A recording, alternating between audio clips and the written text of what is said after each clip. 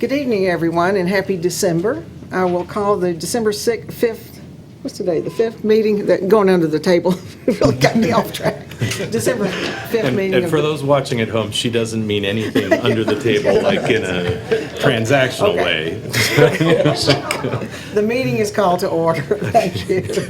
And we will have the invocation, and we need it a lot this afternoon from Lieutenant Antoine Yoakum, who is from the Salvation Army. And if everyone would rise, and we will stay standing for the Pledge of Allegiance.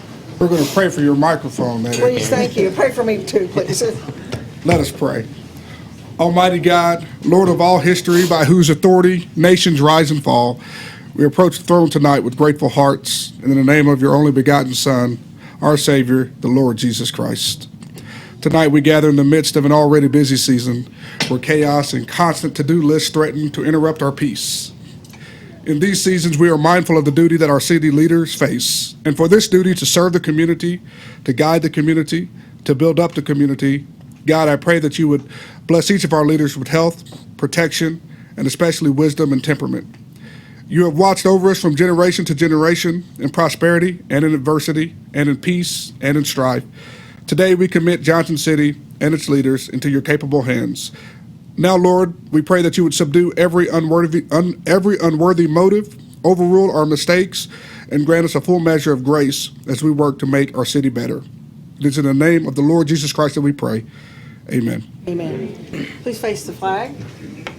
I pledge allegiance to the flag of the United States of America and to the republic for which it stands, one nation, under God, indivisible, with liberty and justice for all. Mr. Stahl, before we get started, I would like, while we have a good audience here, if you would look at the screen to your right, Friday night is our Christmas tree lighting in King Commons. You can see the beautiful tree there, and it's going to be a very special evening because one of the Clydesdale horses will be there ready for a photo op. So come down, you can start at 4:30, bringing your children and grandchildren down to get a picture with the Clydesdale, and then we'll have the Christmas tree lighting at 7 o'clock. The next morning at 10:30 is the Christmas parade, and we have two really special things in the Christmas parade.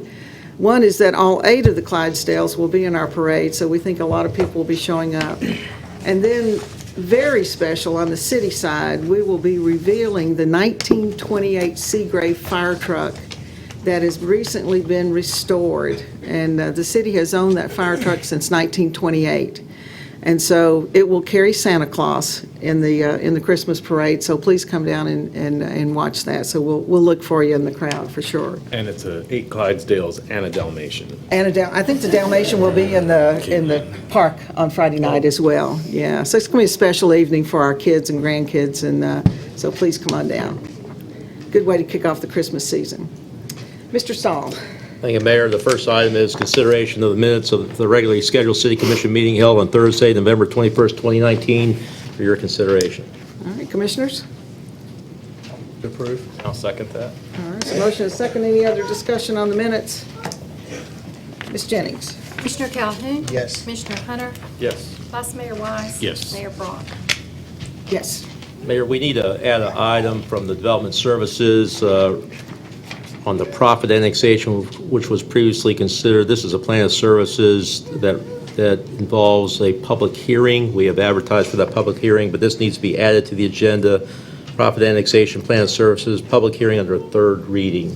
And at what place on the agenda? So that would be number 8? Yeah, at the end of I would recommend at the end of the third reading, number 8. Like at the very end? And very end. F, so it'll be G? G, Public service. plan of service. Plan of service. Is there a motion to add this to the agenda? Second. Second.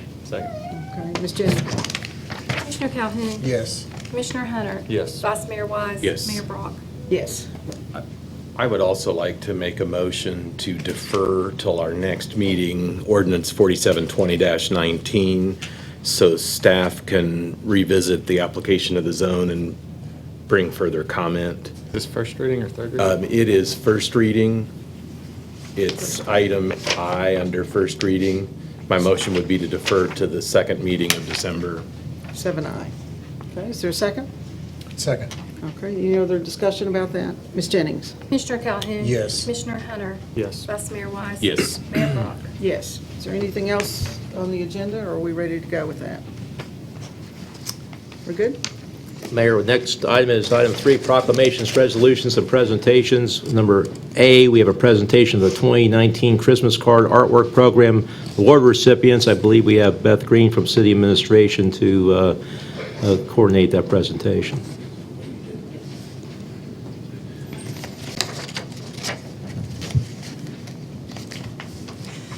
Good evening. We're here tonight, and we have the privilege to recognize our winners for the 6th Annual Christmas Card Artwork Program. This program is held during our City Schools fall break, both at Memorial Park Community Center and at Carver Park Recreation Center. We have numerous students that submit artwork entries, which makes our selection process very hard.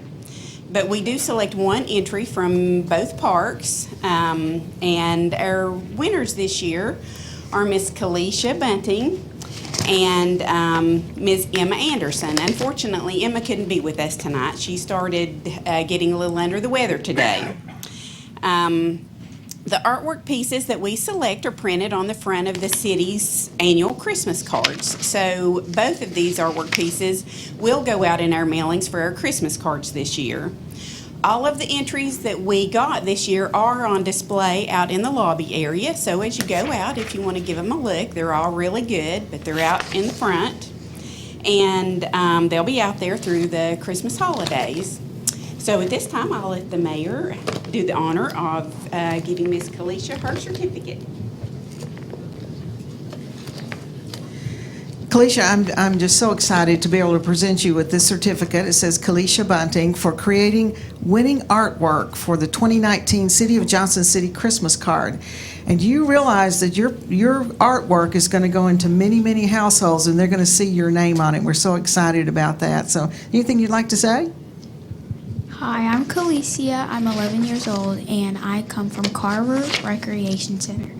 And I'm honored to be here, and thank you for letting me come here. Give her a big hand.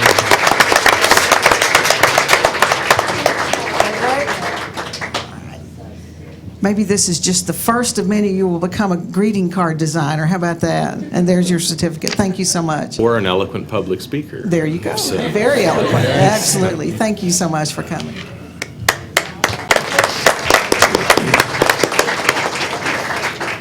Mayor, the next item is a presentation of proclamation recognizing Lead Sports Day. Come on up.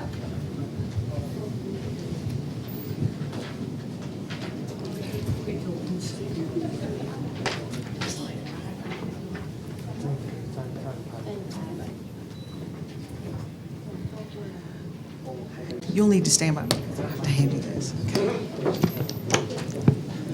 Just spread up. The camera is that way right there. Okay.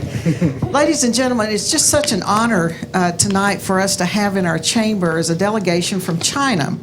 And they are here to participate in one of the outstanding coaching sports programs that Meg Stone and her husband, Dr. Mike Stone, do at East Tennessee State University. And I've met our travelers today, on Sunday, and have you caught up on your sleep yet? Yes, very good. Now, we're going to read this, I'm going to read this proclamation, and we have a translator who's going to follow each paragraph with me. So this will be a first for me.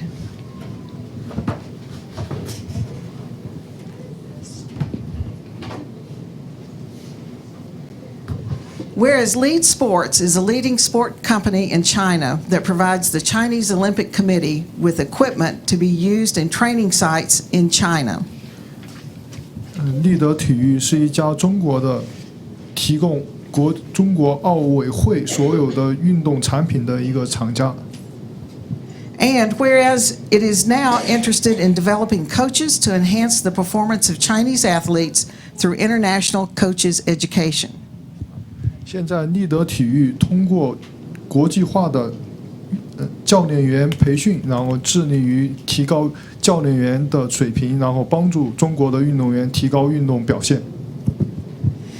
And whereas the ETSU Center of Excellence for Sports Science and Coach Education has developed an exclusive partnership with Lead Sports to enhance coaches' education.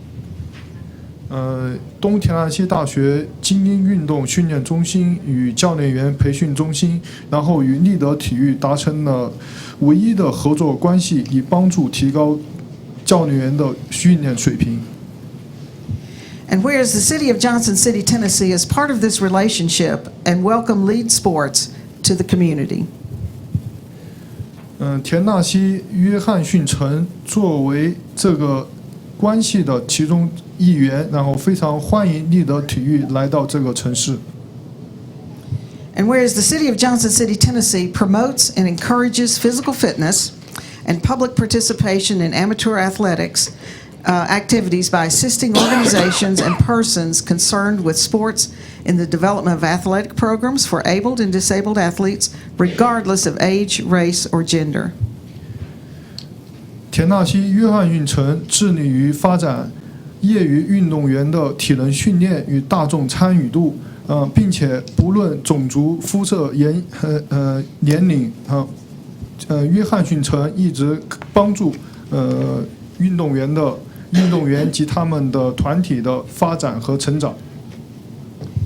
And whereas November the 30th through December the 11th is the International Elite Performance Camp supported by Lead Sports of China and partnered with East Tennessee State University Center of Excellence for Sports Science and Coach Education and the City of Johnson City. 11月30号到12月11号是国际精英运动员表现培训班，然后是由立德体育赞助，并且与东田纳西大学合作。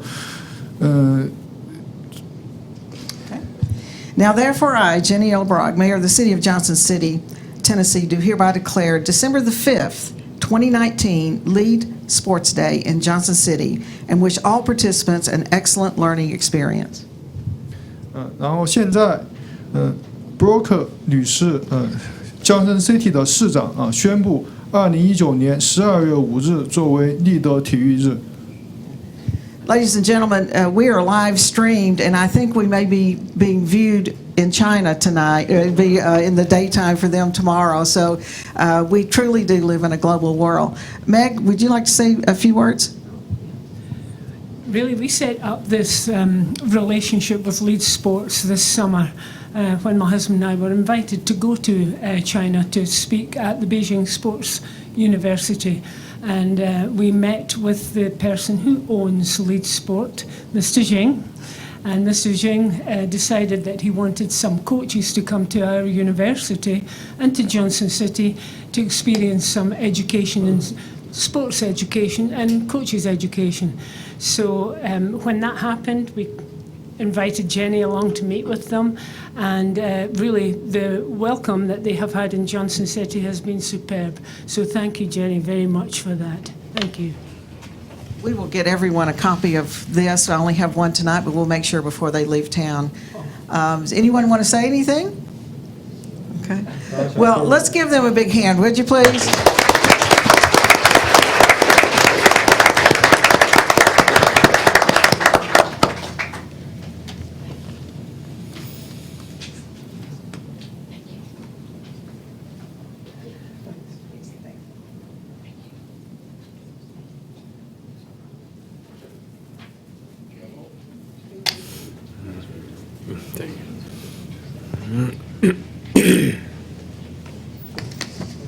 Mayor, we have another proclamation presenting a proclamation to Miss Johnson City, Kristen Gallant, who is our new Miss Johnson City and official hostess of Johnson City during her term. Wow, Kristen. Y'all may know her from WJHL. Do you recognize her? What a wonderful representative for Miss Johnson City. We're so excited that you're in these dual roles right now. So I'm very honored to be able to read this proclamation to you. She may do an interview in just a minute. Whereas Miss Johnson City has traditionally been a young lady of poise, intelligence, and charisma, a shining representative of our community who brings us great pride. And whereas this year's winner, Kristen Gallant, is no different, having achieved great academic goals and made a difference in her community by volunteering with Children's Miracle Network hospitals. And whereas Peyton's platform of chances, creating families through adoption, is an important one that can make a difference in the world of one's life, one person at a time. Now, therefore, I, Jenny L. Brock, Mayor of the City of Johnson City, congratulate 2020's Miss Johnson City, Kristen Gallant, and reconfirm the 1981 Johnson City Board of Commissioners unanimous action designating Miss Johnson City as the official hostess for the City of Johnson City. So let's give her a big hand, please. Now, I know you're not afraid of a microphone, so let me hand it over to you. Thank you. I was just telling Mayor Brook that I'm usually here reporting, so it's great to be here in a different capacity and to have this honor. I appreciate the City of Johnson City so much. Just a little bit about me also. I do work here for WJHL News Channel 11. I am a reporter for them, but I also am an adopted child and am from Tennessee. I'm from Pigeon Forge, Tennessee, and moved here a year ago to Johnson City. So I just want to talk a little bit about my platform of chances, creating families through adoption. I chose it because I am an adopted child myself, and I look forward to working with all of the different foster care organizations here in Johnson City and the surrounding counties in the coming year. So thank you so much for this proclamation. Commissioners, anybody have some backup words back here? She's our hostess for the whole year now, so be representing these guys. Well, congratulations. Yeah, very good. There we go. Yeah. Thank you, Chris. We'll only do interviews if you wear the crown. No, if you wear that.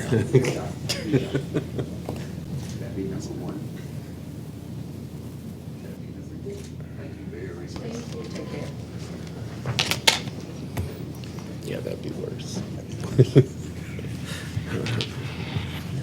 Mayor and Commissioners, the next item is under licenses to consider approval of a temporary occasion license application for Adam's Rats, Barley Waters, 100 Spring Street, to serve beer at the Holiday Sip, Shop, and Stroll event on December 12, 2019. This item is to consider approval of a temporary occasion license as described, and the valid server permits and site plans for the location have been submitted with the application. The report has been received from legal department finding no disqualifying factors, and with that in mind, we recommend approval.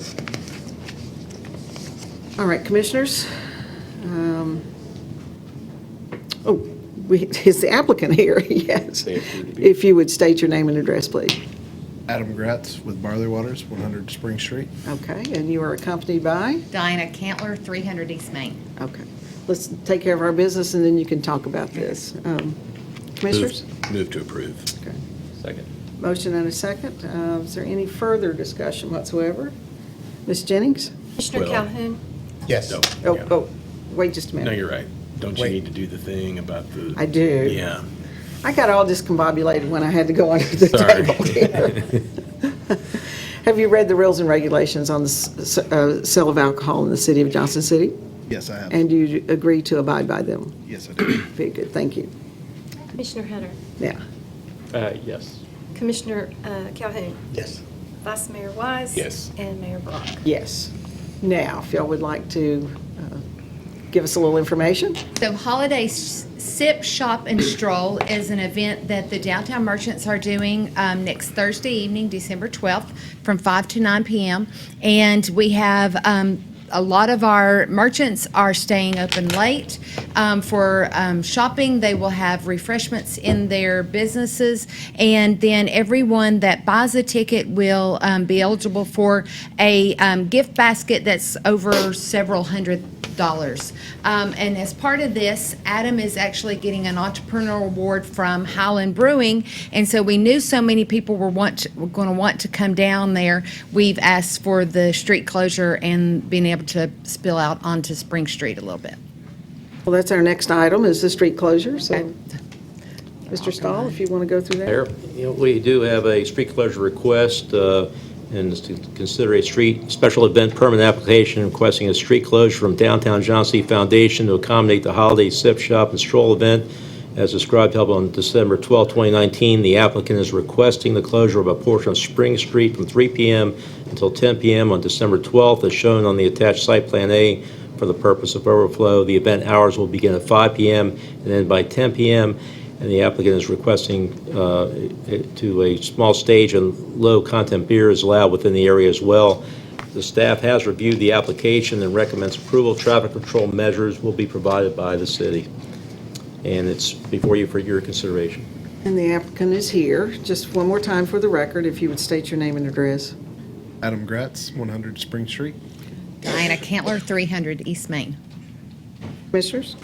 To approve. Second. There's a motion and a second. Any further discussion on the street closure? Ms. Jennings? Commissioner Calhoun? Yes. Commissioner Hunter? Yes. Vice Mayor Wise? Yes. Mayor Brock? Yes. So, did you go through all the street things, or anything else you want to say? Yes, no, just that they can get more information at downtownjc.com or on our Facebook page. There is a ticket for this this event. It's $15 per person, $25 for two people, but you get several things, and there's going to be some great opportunities for shopping local this next Thursday night. So this is next Thursday, December beginning 12th. at 5 o'clock Yes. will be the Yes, event. You'll be 5 to closing 9. the street earlier, though. Yes. Okay, very good. Well, thank you. Good luck. We'll hope to see you there. Mayor, Commissioners, the next item is your consent agenda for your review and consideration. Commissioners, would anyone like to pull any item on the consent agenda? Commissioner Calhoun? No, ma'am. Okay, Commissioner Hunter? No, ma'am. Vice Mayor? There's only 5 things, no. Okay. And I don't have anything either. Is there a motion to pass the consent agenda? Motion to approve? Motion, is there a second? Second. All right, any other discussion? Ms. Jennings? Commissioner Calhoun? Yes. Commissioner Hunter? Yes. Vice Mayor Wise? Yes. Mayor Brock? Yes. Mayor, Commissioners, that brings us to ordinances under first reading. We have item A, under first reading, a resolution to annex certain properties located at 3621 and 3539 West Walnut Street, known as the Landy Midway Annexation. That's before you on first reading. Mr. Bernard is here to review that with you.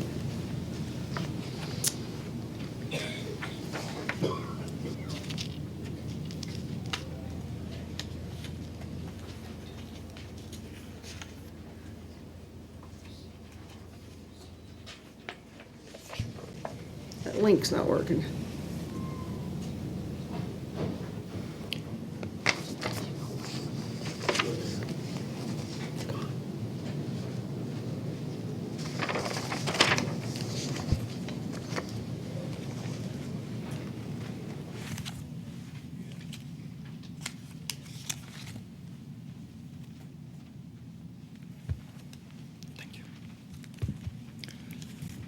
Mayor, Commissioners, before you is a request to consider the annexation of 2 pieces of property on West Walnut Street, that is 3621 and 3539 West Walnut Street.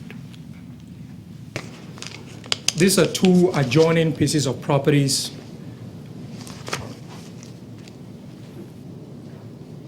The property to the east has a single-family house on it, and the one to the west also has a single-family house, this house.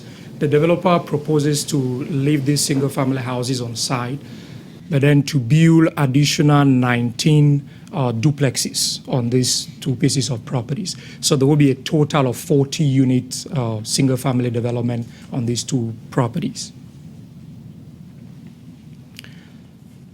The property is, as you see, it adjoins the current city limits, both from the side of the Sunny Slopes subdivision and from this piece of property along West Walnut Street. It adjoins the city limits. It's been requested by the property owner, and it falls within the planning region of the city or the urban growth boundary. As such, it meets the minimum legal requirement for annexation. Staff has done an analysis on this and determined that based on the proposed development, there will be $17,886 annually in property taxes for the entire development, the entire proposed development. This will be infill. The city limits extends further towards Jonesboro, As such, annexing and developing this property will be infill development. It will be efficient and cost-effective for provision of city services. It is also consistent with the adopted land use plan in the sense that the future land use map designates this piece of property for residential development, which is consistent with what the developer is proposing. Based on these reasons, the Planning Commission recommended that you approve this annexation. Commissioners, any questions of staff?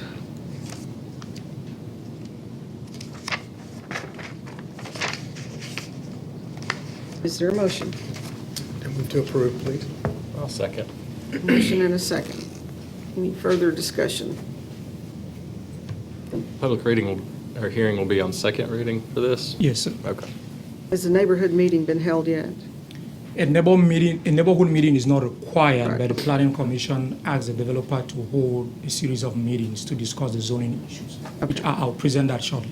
Okay, very good. All right, there's a motion and a second. Anything further? Ms. Jennings? Commissioner Calhoun, Yes. Commissioner Hunter, Yes. Vice Mayor Wise. Yes. Mayor Brock. Yes. Next item, Mayor Commissioners, is ordinance number 4716-19, an ordinance to assign zoning of R-3 medium-density residential for certain properties located at 3621 and 3539 West Walnut Street, again known as the Landy Midway annexation. Mayor, Commissioners, this is an ordinance to assign zoning to the two properties, 3621 and 3539 West Walnut Street. When the developer or the applicant initially requested this annexation in July this year, he requested the R4 zoning district. There were significant concerns from residents in the Sunny Slopes neighborhood at the Planning Commission.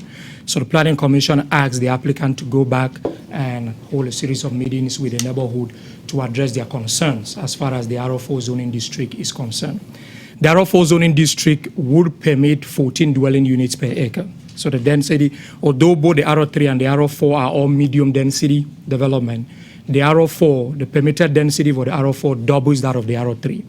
So the developer met with the neighborhood twice at the end of September 24th and I think 1st October, and addressed a number of concerns that they had.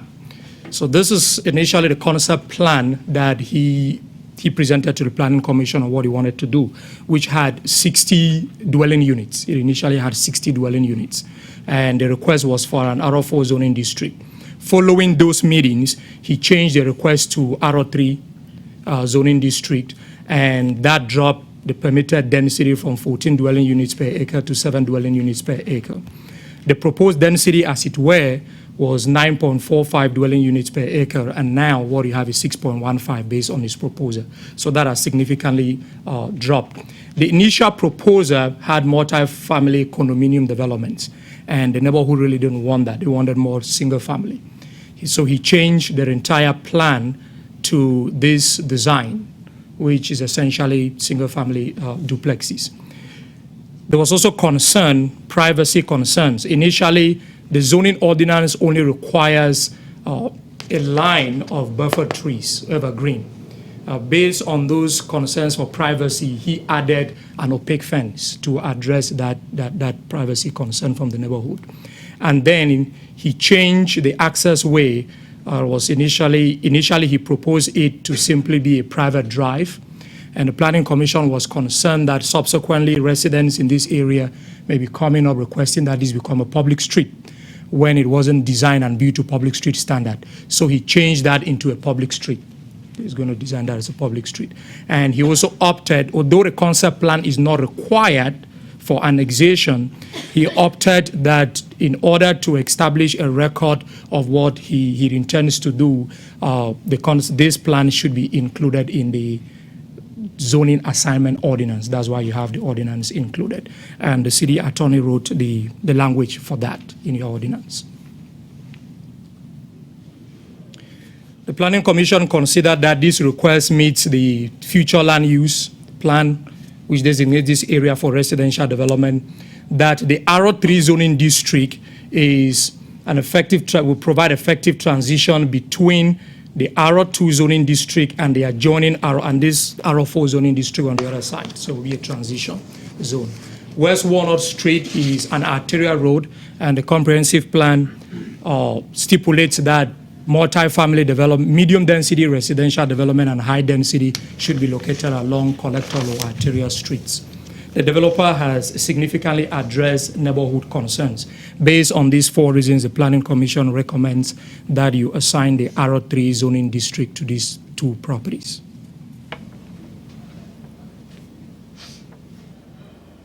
The entrance to this property will occur off of West Walnut Street? Yes, ma'am. There will not be any connection to the sunny slopes. Commissioners, do you have any questions of staff? Just a comment. I think this is a really good example where the developer listened to the community surrounding his request, went back, made major changes in what he was recommending. Based on that input, came back with a plan that I think met more of the needs and wants of the community. And the Planning Commission was very positive and commended the builder for that, developer. Any other questions? Is there a motion? Move to approve. Second. Motion and a second. Ms. Jennings? Commissioner Calhoun. Yes. Commissioner Hunter. Yes. Vice Mayor Wise. Yes. Mayor Brock. Yes. Next item is item C, a plan of services to provide city services to certain properties located at 3621 and 3539 West Walnut Street, again known as the Landy Midway annexation. Mayor, there's the approval of the plan of services for the 2 properties that you just approved the zoning assignment for.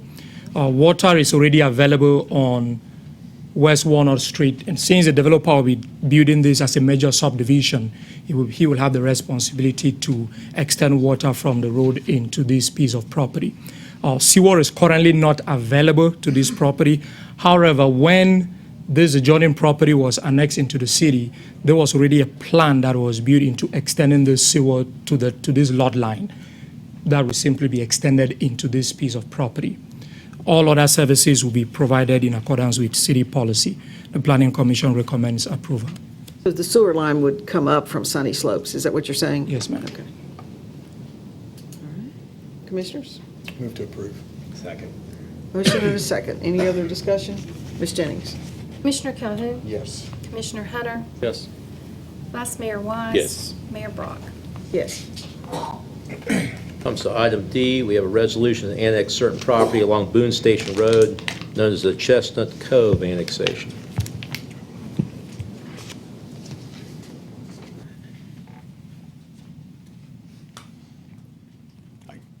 Go right ahead. Mayor, Commissioners, before you is a request to annex 16.59 acres of property along Boone Station Road. Annexation is being requested by the property owner, General Shadden Springs General Partnership, and the property adjoins the city limits. As part of the annexation, we're also proposing to annex approximately 873 linear feet of road. Estimated annual property tax is $88,640.24. This estimate was based off of a 51-unit single-family development. City water service is currently available to the property. The city will extend sewer to the property at the time the first house in the proposed subdivision receives a certificate of occupancy. Inside city rates will be available once the sewer service is available. The applicants requested RP2 zoning, which permits development at 3.4 units per acre. Zoning is compatible with the surrounding zoning districts here on the left of the screen, and it's consistent with the future land use plan over here on the right. The Johnson City Regional Planning Commission recommended approval at its November meeting to approve the annexation request of plan of services and the assignment of the RP2 zone.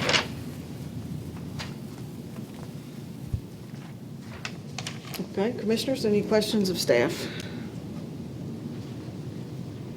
This is location-wise, right close to Garland Farms in that area. Yes, ma'am. around the corner. And this is the other, I'm sure you're aware that this is the other portion of the Brummett annexation that from a couple months ago. Move approval. There's a motion, is there a second? Second. And we will have public hearing on second reading. This is on first reading. Yes, ma'am. Okay. We have a motion and a second. Is there any other question or comment? Ms. Jennings? Commissioner Calhoun. Yes. Commissioner Hunter. Yes.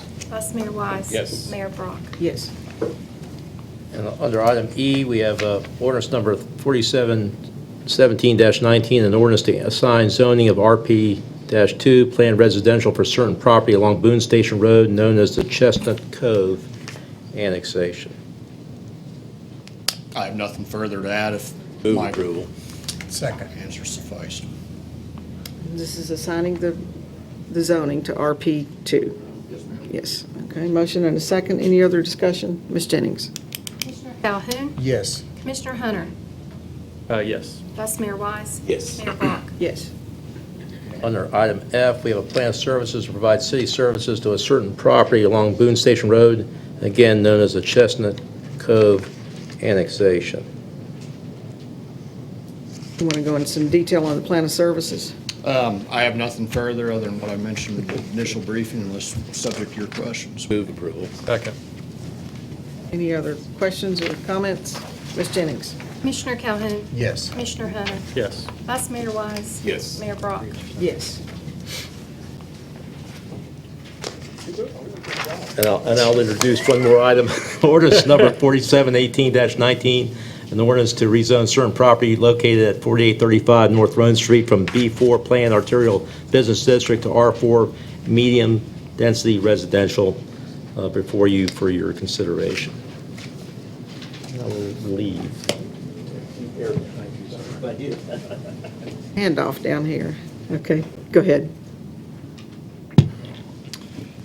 This is a request to rezone two parcels of property, two parcels totaling 4.05 acres at the intersection of North Rhone Street and Hammett Road from B4 Planned Arterial Business to R4 Medium Density Residential.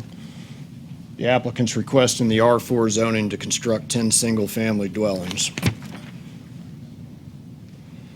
You can see the future land use plan over here on the right.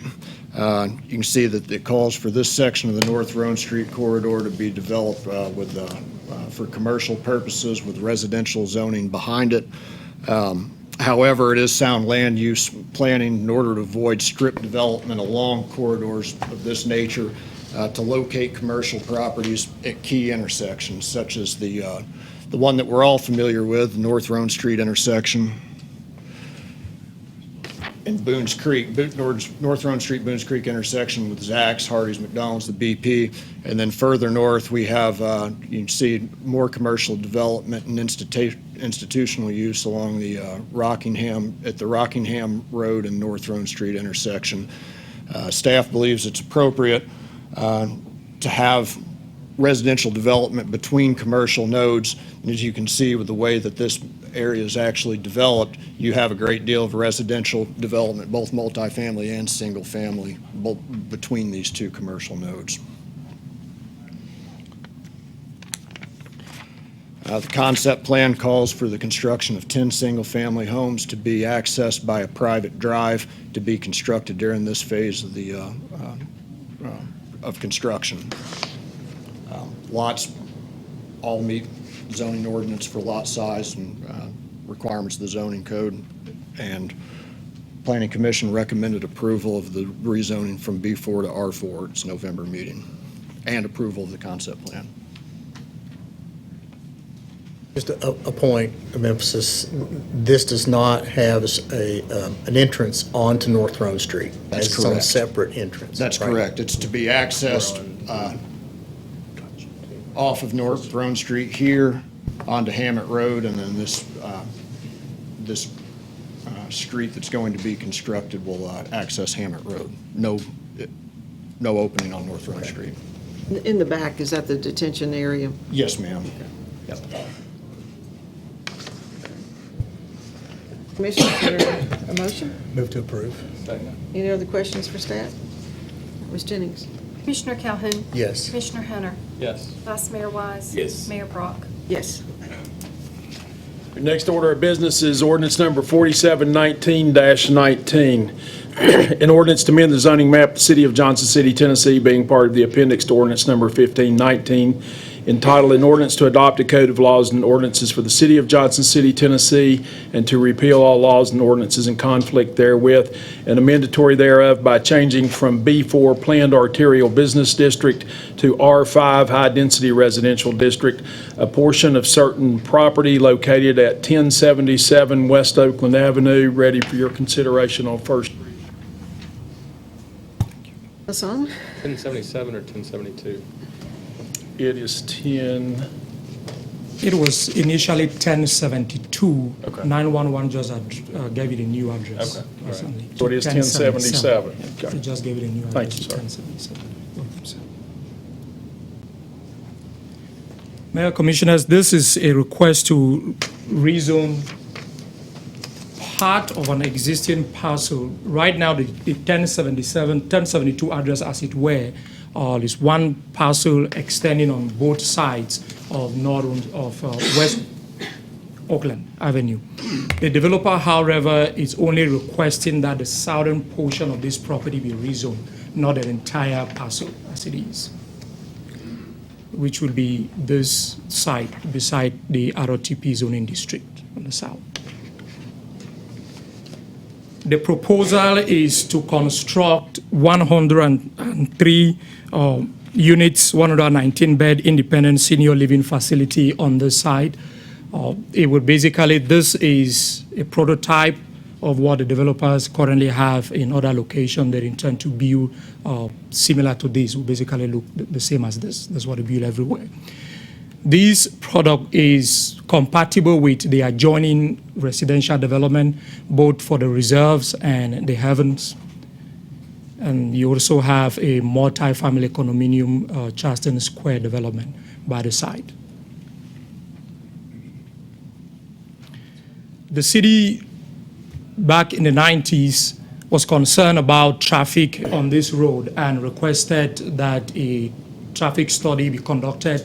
That was done, and there was a request that this road from the intersection of West Oakland Avenue and Hanover Road right up to West Mountain View Road be a three lanes. And since then, the City Commission has kind of modified this, requesting left turn lanes and right turn lanes to compensate for the additional lane that was requested. As part of this, therefore, the developer in constructing this development on this site will be expanding this road per this plan. We've had a series of meetings and the developers are on board with this. A concept plan is required for the rezoning. This is the concept plan. It meets all requirements per the zoning ordinance. The Planning Commission recommends approval.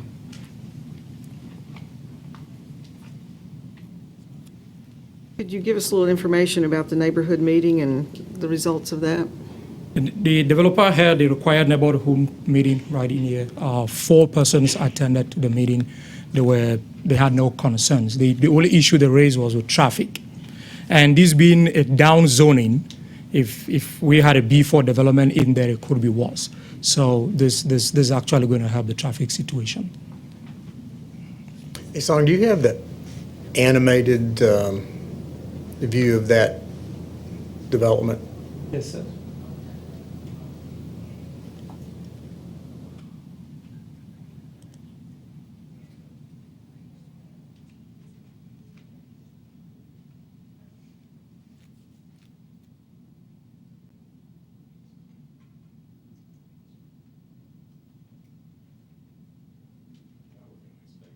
Yeah, right. Who's flying the drone?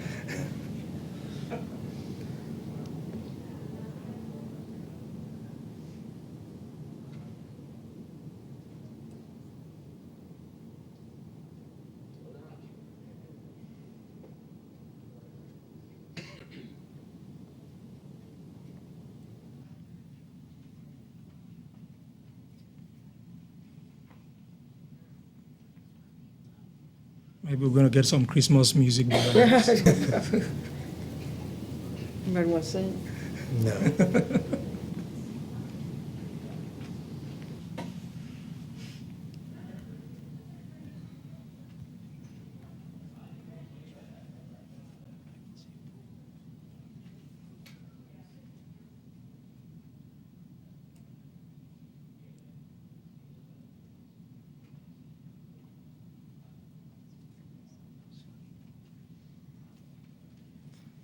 Thank you. So it's senior independent living. Yes, ma'am. Commissioners? I've reserved a room in the back side. And you just wanted to take another look at it? Before I move in. Move to approve, please. Motion and a second. Any other comments, questions? Ms. Jennings? Commissioner Calhoun? Yes. Commissioner Hunter? Yes. Vice Mayor Wise? Yes. Mayor Brock? Yes. Your next order of business is consideration of ordinance number 4721-19. An ordinance to amend Title 3, Chapter 4, Section 3-403, parentheses 2, and repeal and amend Title 3, Chapter 4, Section 3-403, parentheses 6 of the Code of the City of Johnson City to revise the clerk of the juvenile court, and repealing all ordinances and parts of ordinances in conflict herewith is ready for your consideration on first reading. This is an ordinance that will, there's Mr. Willis, okay.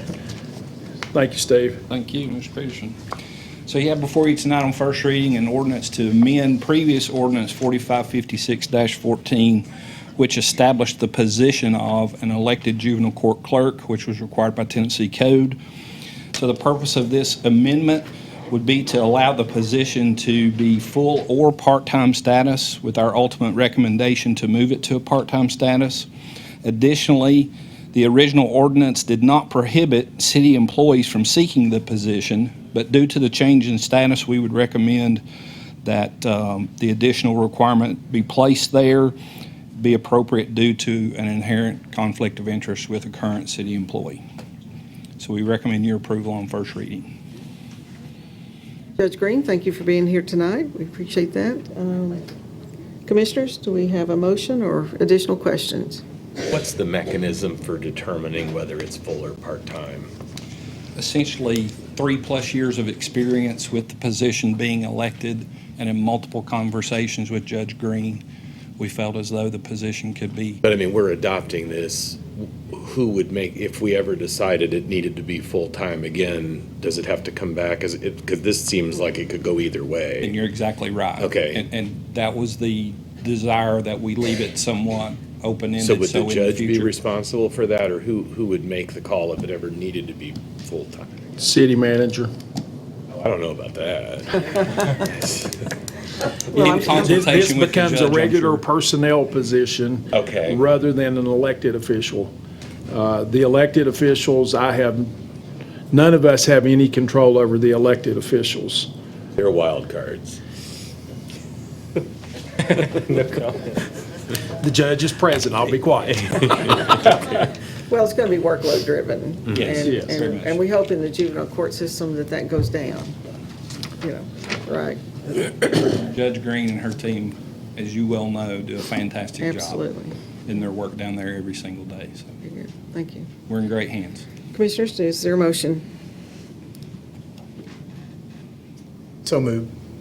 Second. Okay, motion and a second. Any other comments? Ms. Jennings? Commissioner Calhoun? Yes. Commissioner Hunter? Yes. Vice Mayor Wise? Yes. Mayor Brock? Yes. Thank you, Mr. Willis. Thank Your you, next Judge. ordinance is ordinance number 4711-19. An ordinance to amend the zoning map of the city of Johnson City, Tennessee, being part of the appendix to ordinance number 1519, entitled "An Ordinance to Adopt a Code of Laws and Ordinances for the City of Johnson City, Tennessee, and to repeal all laws and ordinances in conflict therewith and amendatory thereof by changing from R2 Low Density Residential District to RP3 Planned Residential District, certain property located at 3230 Greenwood Drive." Ready for your consideration on third reading, and this will be public hearing. And before we proceed, I need to recuse myself to avoid the appearance of a conflict. Thank you. Ms. Hahn? Mayor, Commissioners, this is a request to consider changing the R2 zoning district on a piece of property at the intersection of Greenwood Drive and Willow Springs Road from R2 low density residential district to RP3 planned residential district. The developer proposes to construct 66 single-family residential lots on this piece of property. It will therefore be a major subdivision. The future land use map designates this area for residential development, which is compatible or is consistent with the request that the developer is making. The Willow Springs subdivision to the west is currently zone RP3. Therefore, rezoning this property to RP3 will simply consist of extending the existing RP3 of in the Willow Springs subdivision onto this piece of property.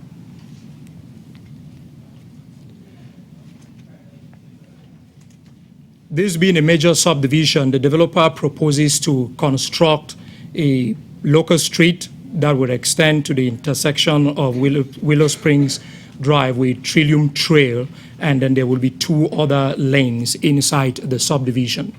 At the Planning Commission meeting, staff had used ITE, Institute of Transportation Engineering standards to calculate traffic that this particular project could generate. Willow Springs Road is a local street by design, which means it is designed to carry between 240 to 1,500 trips per day. That is the design specification for a local street in the subdivision regulations. Based on the number of units in this particular subdivision, we had estimated from ITE that the trip generation will be 760 trips. But at the Planning Commission meeting, the neighborhood was concerned that that number may not be correct. So we decided to go out and actually do the traffic count on the site. And we determined that the average daily traffic is rather lower. It's 513 trips per day, which means that there is a capacity gap of 987 trips that can take up to 100 dwelling units before Willow Springs would get to its full capacity.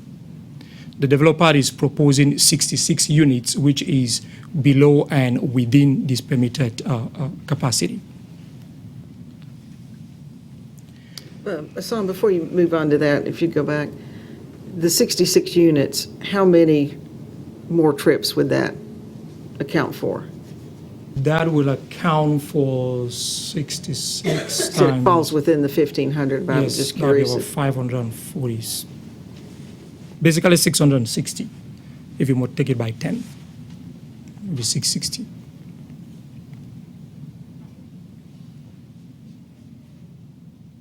We'll move forward. Thank you. At the neighborhood meeting, both at the neighborhood meeting and at the Planning Commission, there were a number of issues that were raised by residents in the neighborhood. The first was a concern on stormwater management. The site, as you see in this picture, is very undulating. It has wet weather conveyance areas on this particular site. This is an issue that will be resolved in the subdivision approval process.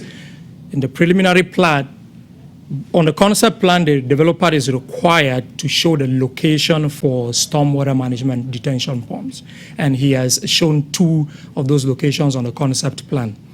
Both in the preliminary plat, but especially in the construction plans, he will have to demonstrate with engineering calculations that the post-construction flow from this side will not exceed pre-construction. In other words, what is the amount of water leaving that site today will have to be the same, no more than that, once the site is constructed. That will have to be shown and handled in the subdivision process. There was also concern on traffic on Willow Springs, which I have just addressed. There were concerns on the size, the price points, and the building materials, and the fact that Willow Springs subdivision is generally a retiree-dense neighborhood, and that this product, what the developer proposes to build, may not fit into this. Zoning doesn't control size, price points, and building materials for residential developments. To use zoning If we were to use zoning to do that, it would basically be controlling who can live in particular areas in a community, and that would be illegal. There were also concerns on whether there will be open space. This being an RP zoning district, the zoning ordinance requires that a minimum of 15% of the entire 11 acres piece of property has to be set aside as open space, and that is provided in the concept plan. There were also concerns on whether sidewalks will be constructed. Yes, the subdivision regulations require that all new streets constructed in the city have sidewalks on both sides. So that will be provided. There were also concerns about the name of the subdivision. That will be addressed in the final plat in the subdivision process. The Planning Commission at its meeting on October 8, 2019 recommended approval of this rezoning from R2 to RP3 and approval of the concept plan as presented. The information on the slide before that the residents brought up, and you've gone through and investigated those things, has that information been given back to the residents there? Yes, both at the Planning Commission, when the issues were raised at the Planning Commission, we did explain, and any call that we have received from the residents. The only thing you didn't have at that time was the traffic count. Was the traffic count. But has that, and that's gone, well, of course, we've done it here publicly, but. Yes. And I've also, I think 1 or 2 neighbors have called and come into the office, and I've met with them, with the city engineer, and gone over these numbers, explained everything to them. Okay. Before we open the public hearing, commissioners, are there any other questions for staff? I think he covered the concerns quite well, and those were addressed at the Planning Commission meeting pretty clearly. I don't know, several of us have been out there to, personally walk on the property. I have, and probably others have as well, so we're quite familiar with it. Any other questions, John? I know I brought it up at a previous reading. A concern I have is with the way it was drawn with the stubs or the ends as T's versus what we've seen in previous presentations earlier of.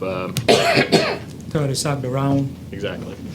And I know that is not something that's determined here, but in another phase, is that correct? Yes, sir. It would be handled at a preliminary plat consideration at the Planning Commission.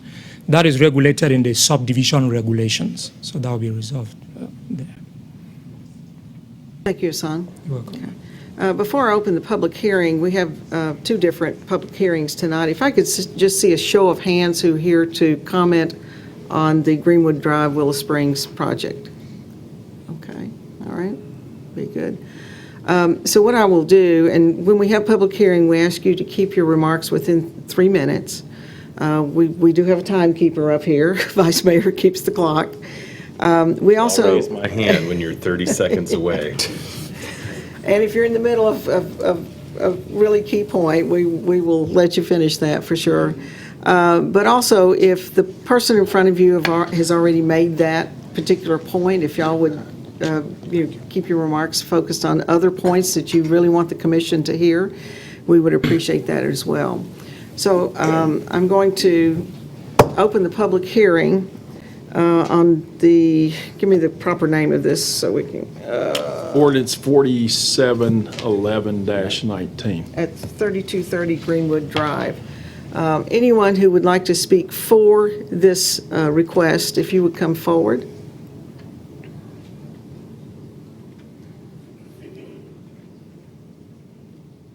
And when you come forward, please state your name and address, please.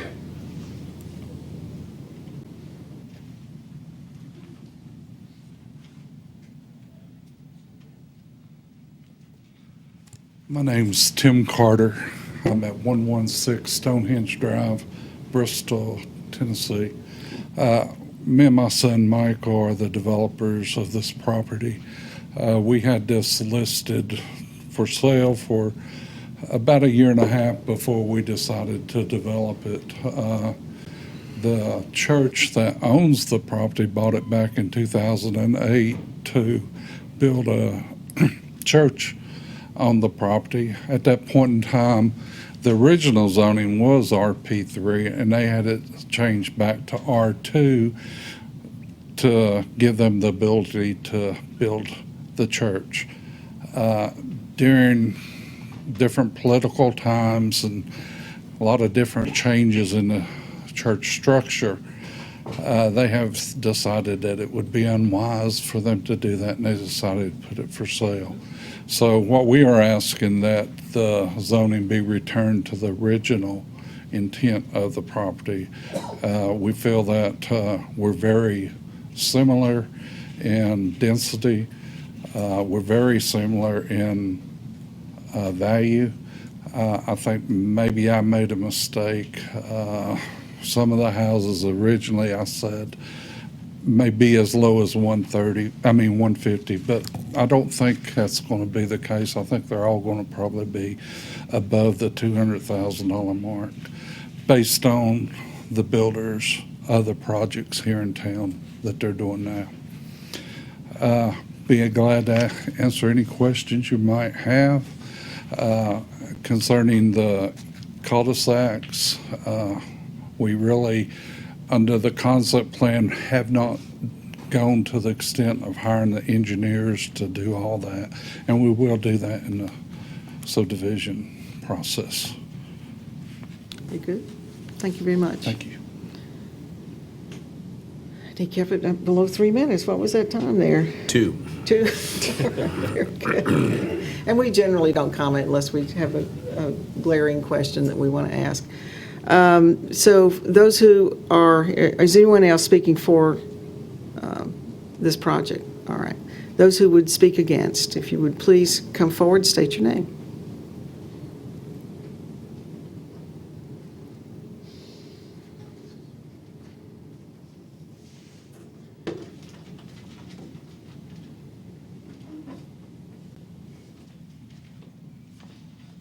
We really need bigger aisles. Our rows are pretty tight. Hi, my name's Bruce Earl. I live at 1346 Willow Springs Drive, Johnson City. My concern is an issue that hasn't been addressed, and it's parking. The houses being built are going to be built on small lots. I'm concerned if they're going to have a 2-bay garage or at least a driveway that has capacity of holding 2 cars side by side. Okay. And the reason for this is most people own 2 cars that own a home. That's pretty common. And the ones, the design of this neighborhood, the way the street goes in and that, the people aren't going to be able to park inside this development very much. I'm not even sure if the way they have the roads designed, it's going to be capable of even holding any cars. So that means they're going to be end up going on Willow Springs Drive. You have done a traffic test, but that traffic test hasn't considered if there's cars parked all the time on Willow Springs Drive, it literally will turn it into a 1-lane street, meaning traffic only be able to go one way at a time. I've measured the size of the road. I've had cars park on the road, and that's all that's capable of getting through. This will create a safety issue, especially for children, people backing in and out of their driveways. Also will cause concerns for the city picking up trash, could cause problems for mail and any other services that will be provided. And let's see. And it also could block sidewalks and driveways. One of my solutions, I think that would help is first, what I've already mentioned about the driveways and the garages. But second of all, the city making one side of the street no parking to guarantee that the street won't be clogged with cars. We do have an issue with people going through that neighborhood that don't live there, going faster than the 25 miles per hour. I don't think anybody wants speed humps. 30 seconds. Okay, and that would be my recommendation for that, and maybe the builder considering putting a parking lot in there or making sure there's enough parking for that so it doesn't create an issue. Thank you. And there are homes now on Willow Springs Yes, there's road. plenty of that homes on front- Willow That Springs. front the street. Do they But- park on the street now? We, being a retirement community, and we all have two-bay garages and wide driveways, we don't have that problem. We know other, just within walking distance where people have issues with people parking on both sides of the road all the time, and it is a safety hazard. Thank you, sir. If I may. Yes. There is a subdivision requirement that they have to be able to park 2 cars on each lot. So that will not be an issue. Is there a possibility of turning into one side of the road, no parking? Anything is possible, and, I mean, would you like for us to do the same thing in your neighborhood? I mean, I walk through there all the time. I live there, and Yeah, that's my and- house. I'll be Sure. right across from this development. Sure. And I mean, anything's possible. We can look at it, and if parking on the street becomes a problem, sure, we can do that. Because my main concern is safety. Sure. It becomes liability issues and everything else. And I think safety should be number one. Thank you very much. Good point that you brought up. Next, your name and address, sir? Jerry Yunker, 621 Trillium. I just have a couple things, which I've stated before, is that there's only one street going in and out of that development. To me, that's a very dangerous situation. And I've been involved in planning and so forth before. I think you need to look at putting a second street entrance, even if it comes back down Willow Springs Drive from where it is now going to be located. Secondly, the question I have is, you said 15% open space. Does that open space mean including the water detention and retention areas, or is that separate? That'll be an expert to answer that question. Mr. Peterson? I'll let Preston answer Okay. that. It is excluded The from detention. Right, correct. It is excluded from the, now oftentimes you might have a walking trail around, and that can be included because that's on the upland side, but the detention area itself has to be excluded. Okay, Okay. thank you. Thank you so much. Anyone else here to speak on the Willow Springs? Yes, ma'am, come on up. Nope, okay. You got beaten here. Okay, if you state your name and address. sir. Hi, Chuck Grimm, 274 Anthurium Avenue. And I'm going to come back to traffic. I'm sorry. I think we've talked about it with regards to Willow Springs, but the big concern there is speed. I know it's not part of Planning Commission, I know it's part, but the numbers don't mean anything when we got cars going 30, 35, and 40 miles an hour. We can't have that kind of traffic going in there, and you're going to add 600 more cars into it. This commission has talked about speed in the city at these meetings in the past. You're going to add more cars in here, you're going to make it unsafer. It's already a speed problem. My other problem is really with Greenwood itself. In the past meetings, we've talked about that. Car density is 4,700 cars, you're going to add 600 more to it. That's a 13% increase. That road is 30 to 35 miles an hour. And from Lone Oak to the city limits, there are, if I have it correctly, 23 curb cuts for driveways, 7 cuts for apartments, which are ranging from 12 units to 40 or 60 units. This is not a collector street, and that's what it's being classified as. The speed on that road is dangerous. At times, you have to be going very quickly to come onto that road, and hopefully you're not going to get rear-ended. There are only 2 turnoffs onto that road that allow you to make a right-hand turn. One at an apartment complex, the other one Willow Springs. It's only 2 cars deep.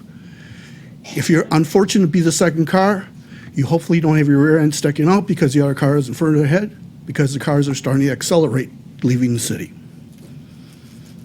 We need to address this. I've heard in past in this commission's talked about the infrastructure will follow the construction. Well, the construction's been out there for a long time with the houses, and now we're going to add to it. And that section of road from Lone Oak until the city limits is not on par with what it is from state of Franklin to Lone Oak. It needs to be brought up if you're going to put these kind of developments in to make it safe for all of us. I believe that we have to take care of our developments and make sure we're friendly to them, but you have to be friendly to the residents as well. We're the foundation which the growth is built upon. These things aren't being addressed. We're checking boxes, we're doing the process, but we're not addressing what the residents need. I have other things in school buses. Hopefully somebody else talks about that, how that's going to be handled. And the stormwater issue is significant with what's out there. Thank you for your time. Thank you, sir. Thank you.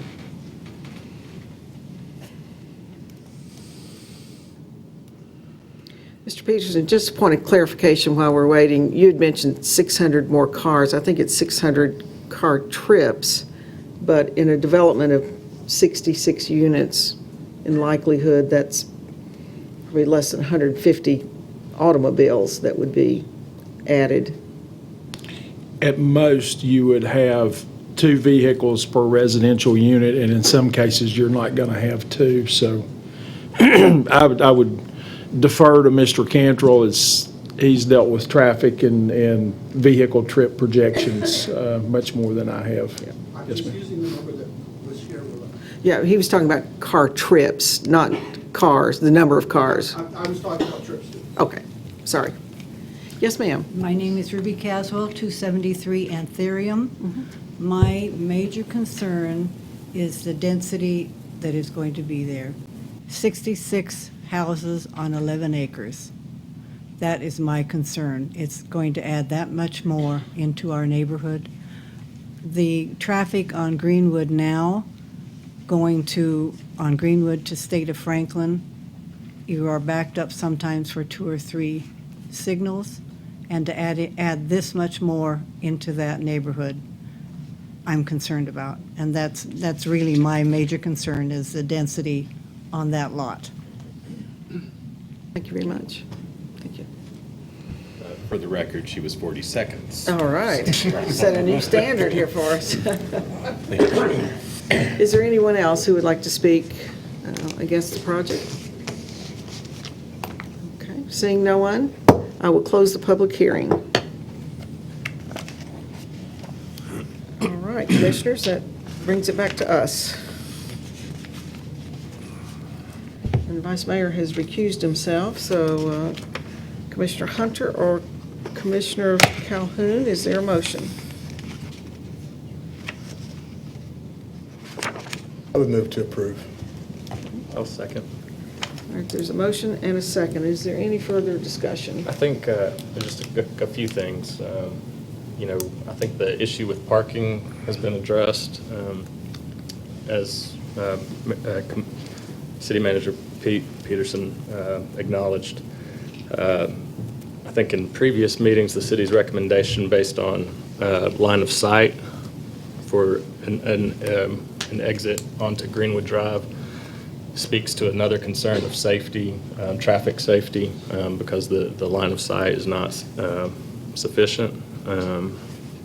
And I think honestly, once the proposal is given over to the site plan and they're really digging down into how this property is designed, the number of units probably will actually drop somewhat. I mean, not by half or anything, but my assumption is that you would see it less units than what's being proposed, just with the actuality of the land and the potential of the different types of turnarounds and whatnot. So with that in my consideration is why I'm supporting this. And one other question, can you address the water situation one more time? I know I asked that last time, but where does all the water that's going to be collected actually go?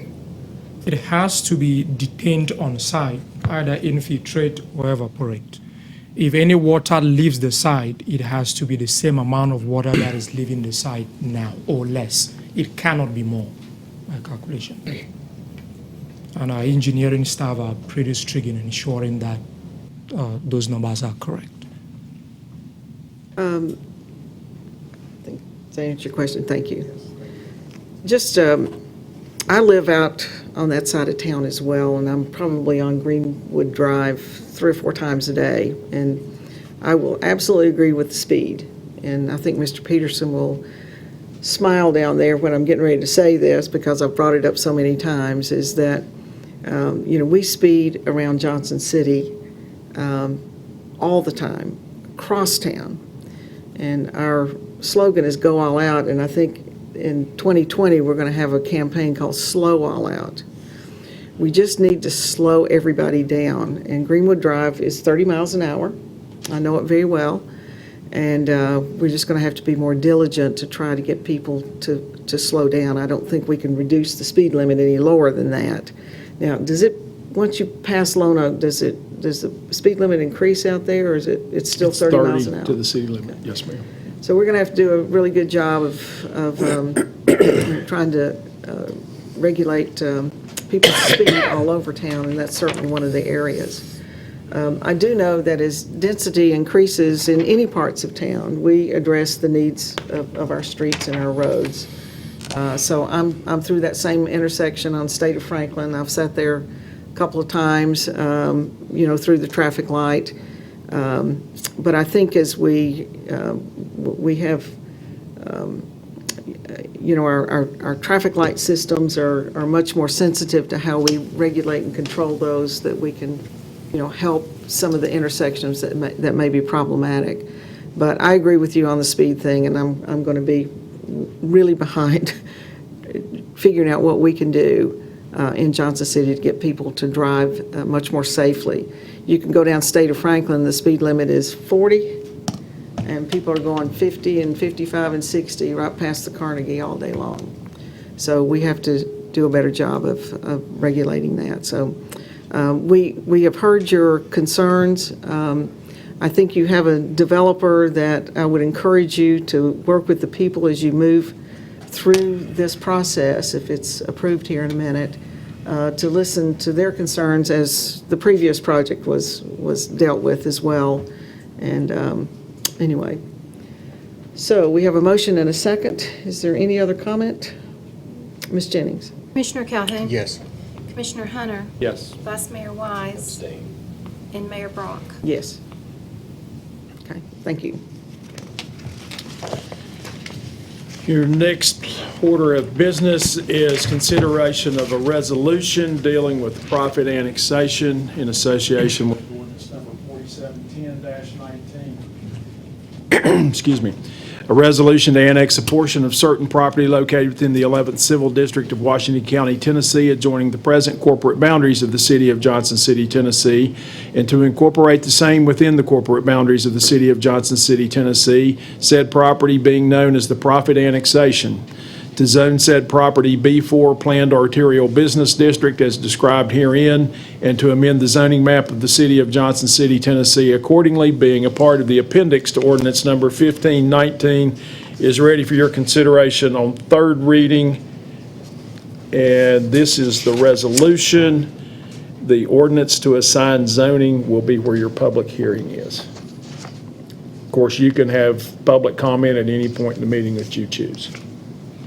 And just for a point of clarification, Mr. Manager, at the beginning of the meeting, the plan of services was also added Yes, I've to got the that. agenda. Okay, Yes. thank you, sir. Mayor, Commissioners, looking here at the screen, this is a Google image looking north. This is the area of consideration. This yellow area is pointing right at Christian Church Road and the rough spot where the 3-acre piece is requested for annexation. It is near the interchange, or the intersection, forgive me, of Christian Church Road and Boone Station Road. You'll see that it is just north of Boone's Creek, and you'll see Boone's Creek right here at the bottom of the screen, and I-26, and this is interchange exit 17, to give you an idea of where we're talking about.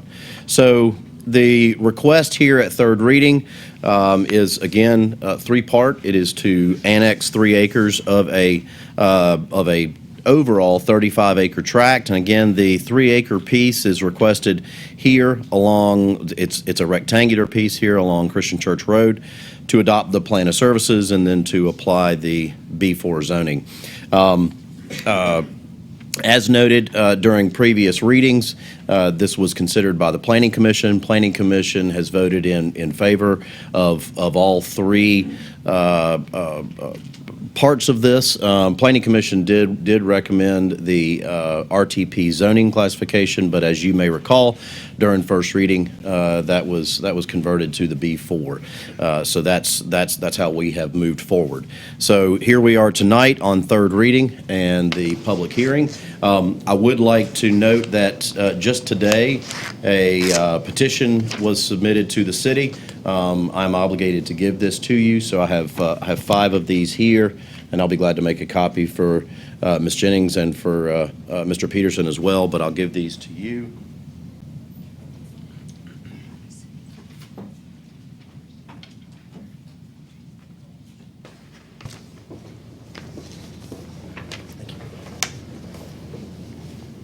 I do have an extra.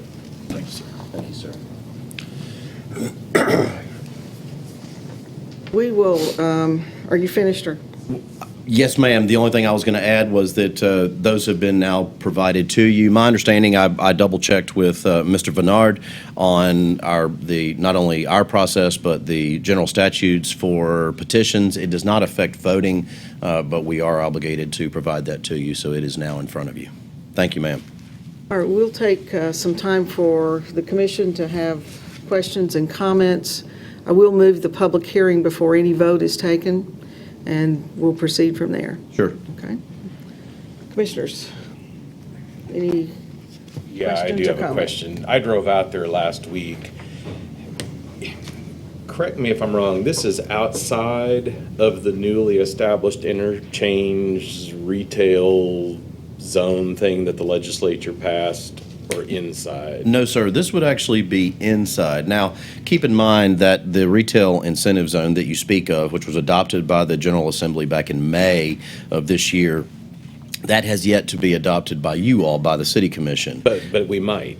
You might. Right. You might. Okay. But just to clarify that no ordinance has been brought forward on that. So where is that line? So that line is, the requirement is that the incentive zone not exceed 950 acres and also not exceed 1/2 mile from the interchange of exit 17. And so if you look at the interchange of exit 17 and you basically shoot a 1/2 mile radius, then it obviously makes a nice clean circle. And I can tell you that we've already run those numbers, and that 1/2 mile radius curve comes through something like this, and just east of the railroad track. And didn't it affect a parcel if the parcel even touched the so like some of those parcels that go further? Correct. So if the arc was to grab just this corner, then it would grab or include the all the way entire to the piece. railroad track? Correct. Okay.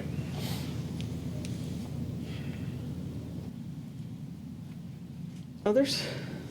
Any questions? Question, and just so I'm on the right page here, in talking about annexation, it is not in our purview at this point in time to talk about use. Is that correct? It is your responsibility to talk about use in terms of all of the permitted uses that would be allowed within the requested zoning district. So the requested zoning district for this 3-acre parcel is B4.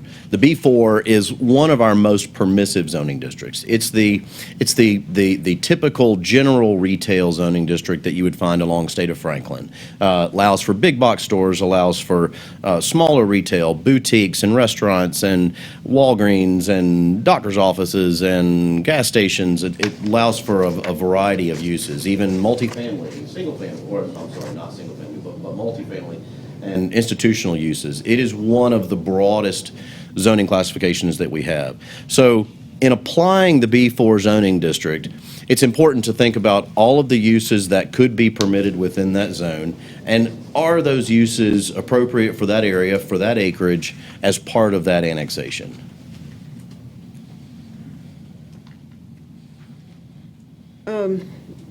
I think I stated this at our last hearing on this 2 weeks ago. I have concerns because this is just a 3-acre parcel of a bigger parcel that's close to 30 acres. Sure. That would be kind of brought in to the city. And so what my decision is going to be around is what the value of that is to Johnson City and to the taxpayers of Johnson City. Because with that, we're going to have to make some investments for infrastructure.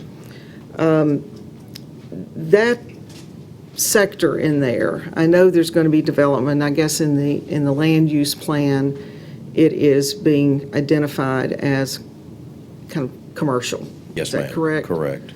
So it is beginning to be zoned.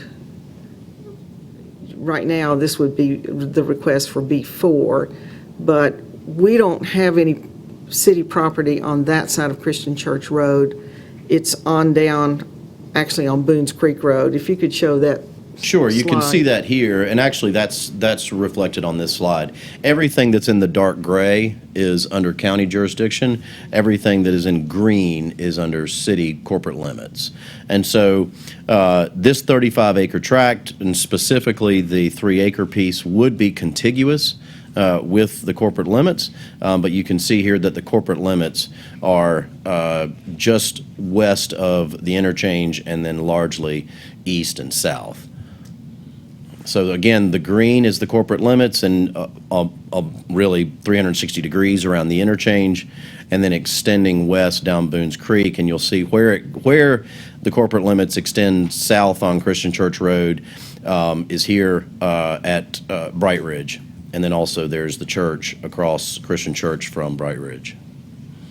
So this question, I guess, Mr. Peterson's to you. Once development starts occurring up in that area, what about the road? What about Christian Church Road itself? What will have to be done there? It'll really depend on what type of development it is.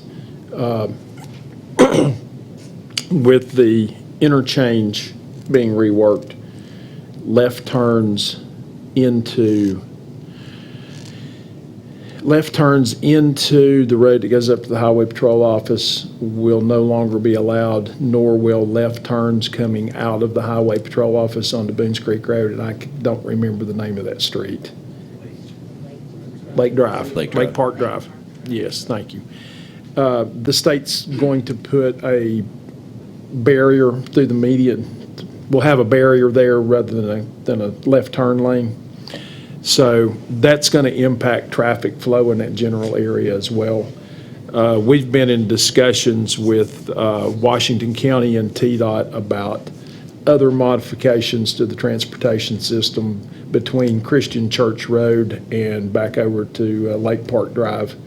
So I think as development occurs there, you'll see some road improvements that are going to be necessitated just because of the rerouting of traffic and the additional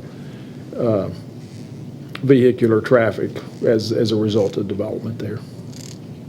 If this 3-acre project goes forward, what will the impact be to Christian Church Road, even with It'll really depend on what the development is. I mean, if you got of course, you couldn't build a Walmart on 3 acres, but if you got something that was a high-intensity use like that, where you had 1,500, 2,000, 3,000 vehicular trips a day, you'd probably need to do something at least down there at the signal to where you'd have dedicated left turn lanes and through lanes and that type of thing. If it's an office building, you probably wouldn't need to do anything with it. So it'll really depend on the final use of the property as to when and to what degree improvements to the road will need to take place. is that a city or county road? It's a mix. I believe Alan or Phil's here. I don't know. Okay, a song saying it is in the city up to Boone Station Road. From Boones Creek, correct? Yes. That whole length.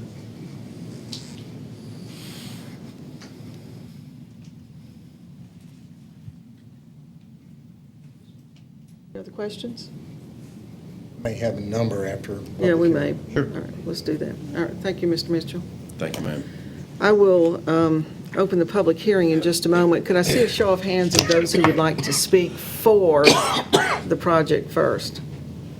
For the project. For the project, okay, we have one. Mhm. For clarification, Yeah. are we talking about just the annexation? Will we be discussing annexation and the rezoning, or as far as public comment, or? What do you recommend, Mr. Peterson? I think it would be easier and less confusing on everybody if you accepted public comment on the annexation and the application of zoning all at the same time. And then you will, you can choose, well, you'll need to vote on those two issues separately once the public comment's done. But you will fulfill your obligation for a public hearing I'd just go ahead and combine them. All right, sounds good. It'll be easiest. How many are here to speak against the project? Okay, all right. Now we have to multiply that by 3, so now you know how long you're going to be here. Be good. Well, you heard my comments just a few minutes ago, and if we would keep your comments to 3 minutes, Vice Mayor will be keeping time on that, and try to make different points and not kind of repeating the points that the previous persons, have made. We need the broad extent of information that is concerning you. We would appreciate that a lot. Okay. What I will do then, I'll open the public hearing, and we will have Mr. LaFemin come forward speaking for the project or the request.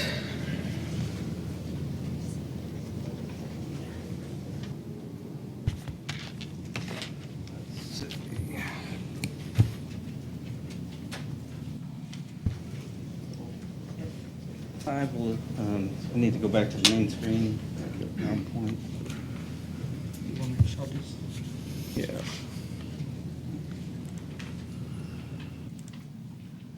I think it's down here. This one? Yeah. Yep.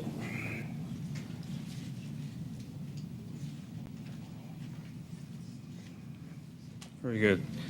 Thank you for your patience, and I'm going to try to do this as quickly as I can, and if you'll bear with me, I've never done anything in 3 minutes, but maybe if I could get 3 minutes for plan of services, annexation, and zoning, and have 9 minutes, I think I can get through this pretty quickly. Obviously, this is the annexation request, which has been made for B4 Planned Arterial Business District to develop a 10,500 square foot medical building. This is a concept site plan that we've drawn. You can easily get a 10,000 square foot building on an acre to an acre and a half with plenty of parking. So the concept plan's been drawn where the building's been pushed to the left, and we've got plenty of room to the right-hand side where an additional building could be added at some future date, and yet use the same ingress and egress for access back to Christian Church Road. And then this could be shared detention down at the bottom. This is just to show you, and we've had this discussion, you can see the B4 that has incrementally come up Boone Station Road. You can see the B4 that has also come up Lake Park Drive. This is the B4 that's currently on Christian Church Road.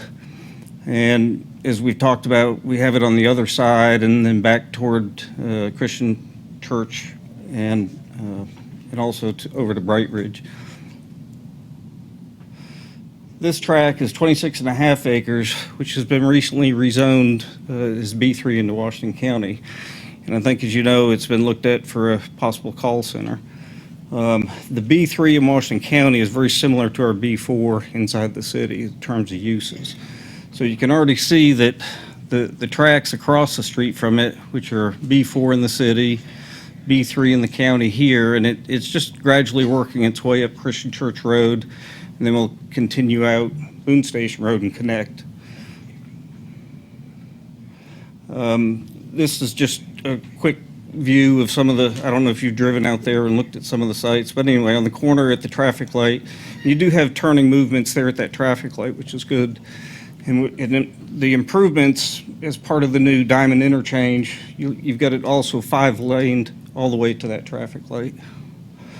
The second building was Quality Properties, which was the Royals office building. The third site is the Pinnacle Park Professional Building. Yes. You're in your final 30 seconds. Okay. I'll tell you what, since there's only one person speaking for this, I'm going to let him take 2 slots. It's information that Okay. I think y'all would want to know, okay? Thank you. Who's speaking, Mayor? I'm David LaFemin, 112 Joe Hill Drive. I apologize. I Sorry. said his name when he first came up, yeah. And then the next one is a redevelopment site. This was Lab Connect Drive, and Shane Abraham's come in and taken the old Lab Connect building and done climate control storage. He's also developed many warehouses as part of that development.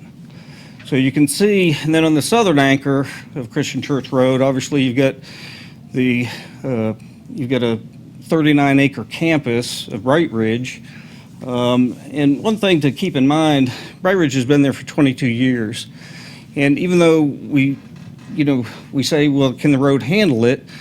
They've been using service trucks up and down Christian Church Road for the last 22 years, and they haven't had any issues or problems. Oops, sorry. Of course, this is looking north, and the 2 roads that really function as collector streets along this section of the Boones Creek Road, one being the Old Gray Station Road, which connects Highway 36 at the Boones Creek Old Middle School up to where O'Reilly's is at that traffic light. So that's a collector between 2 arterials. And then the next one is actually would be Christian Church Road, where you connect out to the arterial, you go north, and you pass Bright Ridge and hit Carroll Creek, and then you hit Browns Mill, and you're back down to State of Franklin. All the other roads along that corridor would be considered more local streets, and they're all dead-end streets. Boone Ridge Drive, KLM Drive, Quality Circle, Orcourt, Memory Garden Drive, and Pinnacle Drive. You have slides that take you up to the property and the project. I think that's what everybody Okay, and wants then to- that's just the definition of a collector street, providing for that kind of traffic movement that we just talked about, that gets you between major streets. And that's, so the function of it and how it works is as important as anything. This, again, is just what had happened with the zoning of the RTP back in 2007 with Wellmont. And their hopes were to build that level 1 trauma center. Obviously, that's changed with the merger. They paid $5.7 million for 42.8 acres. RTP, if you're not familiar with it, it's designed to create an employment district within park-like atmosphere. 1 second? You have 30 seconds. 30 seconds, okay. Obviously, it's for research and development, permitted uses, laboratory, medical research, biomedical, educational, computer programming, hospitals, clinics. That demand has changed, and as the city manager had mentioned, there's already discussions coming from Ballot Health that they're most likely going to be looking for a change back to a B4 zoning somewhere in the near future. Let me see if we can get out of that. Okay, that's a bit much, I'm sorry. There we- May I That's ask fine. how many slides you have left? Probably just 4, but it may just be helpful information for the public. All right. As much as anything. Cost of plan of services, we know that there's no difference between the RTP and the B4. So you really get down to what's the most appropriate land use. And as part of our long-range land use plan, we've always designated that going south on the Boones Creek Road from I-26 all the way to CSX has been designated for commercial growth. RTP is not a commercial district. It's a research park, and it has very strict limitations. Our urban growth and services area obviously is included and goes out to that same railroad track. Here's your comparison of B4 and RTP. B4 permits the following uses: hotels, motels, extended stay, retail shops, pharmacies, beer sales, liquor stores, vehicle sales. RTP prohibits all of those uses, including banks and restaurants with drive-through windows. So RTP really paralyzes business growth. Okay, so it's only going to be used for one thing. And then this was the main thing that really changes that 42.8 acre tract, which is Under RTP, you can only use 50% lot coverage. So if you're paying extraordinary amounts of property, and they gave $135,000 per acre, and have to only get 50% utilization, that cost per acre goes up to about $270 an acre. And that's the reason that, they can't develop it as RTP. So under B4 zoning, your maximum lot coverage, there's no restrictions. So that's why that B4 makes sense for this property. That's it. That is? Sorry, thank you. Okay. Thank you, Mr. LaFemin. We appreciate it. Okay. Do you have any questions, I guess, before I Any questions? sit down? Or? Not at this time. Thank Have you considered the Never mind. implications of that, what's it called again, Pete? The interchange, half mile, the incentive zone? It's in the development district that's been proposed. Right. Which goes all the way to CSX. Right. And that's the border. Right, I mean, has the current owner considered that that has a pretty significant potential impact? Yes, I know we would like to see, more property come in, but sometimes you have to take it as you receive it. It would be probably somewhat cost prohibitive if you were to go in, annex 35 acres, but you only had a buyer for 3 acres, and then you had to pay city and county zoning business taxes. So there's another party, I think, that's interested in 12 acres of this property, and also would need B4 zoning. So potentially, we could have 3 and another 12. But those don't really They don't tie factor together. anything with the interchange incentive piece? Okay. Yeah.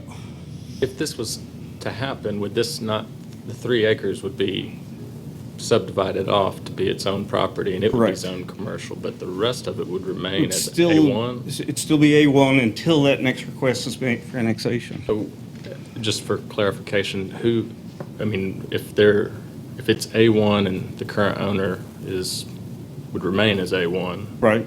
It's agricultural. Correct. Which means they could also get the green belt?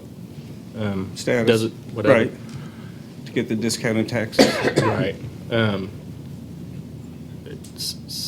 just, explain to me, I guess I'm losing where it'd be cost prohibitive. I mean, because they're not requesting to annex the 30 or to rezone I guess the 30. the point was that we wish we had a buyer that could come in and buy all 35 acres, and then, you're going to be paying city business tax rate and county business tax rate, and you could justify that. But if you, I see what you're saying. You see what I'm saying? We want to bring in as much as we can, but we don't want to start paying business taxes on something that we don't have sold or have a commitment or a buyer for. But now, I guess I got confused again. There would be no business taxes if it was A1, correct? Correct.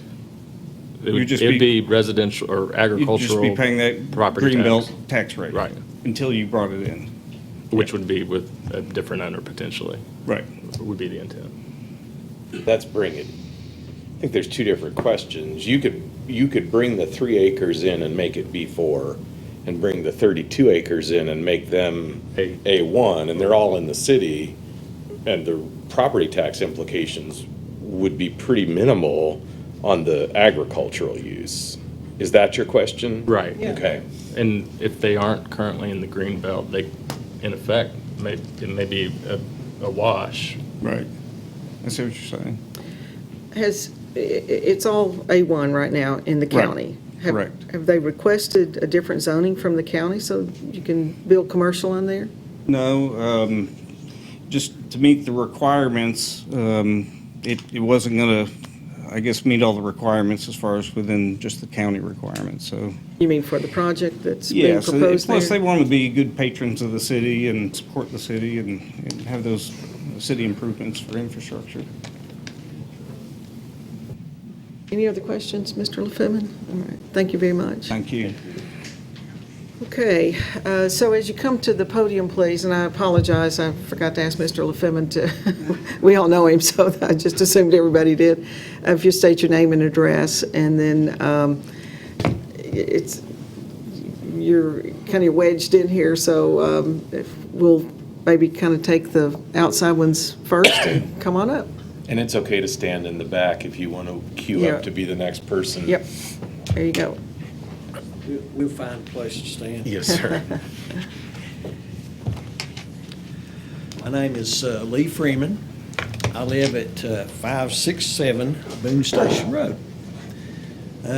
My driveway is about 3/4 of a mile from this property that's questioned for the annexation. And the first thing I'd like to do right quick is there someone here from the Catalyst place that's the company that's putting the building in? No, we don't, we're not dealing with the use of the property tonight. Y'all can comment on that, but that's not, we're dealing with annexation and zoning, that's all. No, okay. Well, it's a privately owned business, is that right? 'Cause it's- I don't know I that we don't know can anything comment. about it, no. All right.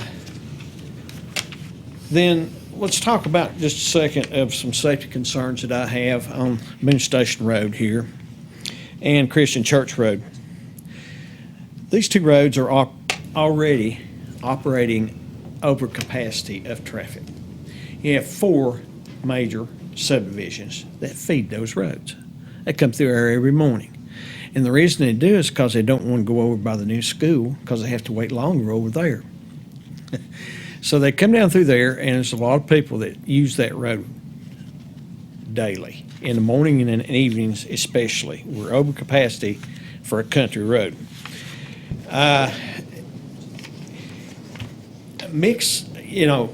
you were to mix this with a new thing there and it increase the traffic on those roads, even though it would be coming in maybe a different direction, it still would create some real safety problems. Or just too much traffic converging in this limited area. I used to walk Boones Creek Road from my health and Boone Station Road, and it got too dangerous. I couldn't do that. It's just eat up with traffic. And I guess there's no use in talking about the other Suboxone clinic or anything like that. I was wondering why it's zoned B4, and I guess Mr. LaFemme described that, why he felt like it was B4. But I wonder if this clinic comes in there. 30 seconds. You have 30 seconds. Okay. Let's talk about drivers taking their first driving test on that road. Did you know they use that road to do that? And, it's why can't it be zoned RTP? I think that the building that was going to be put in there could go under RTP. Okay, thank you. Thank you very much. Thank you. Next.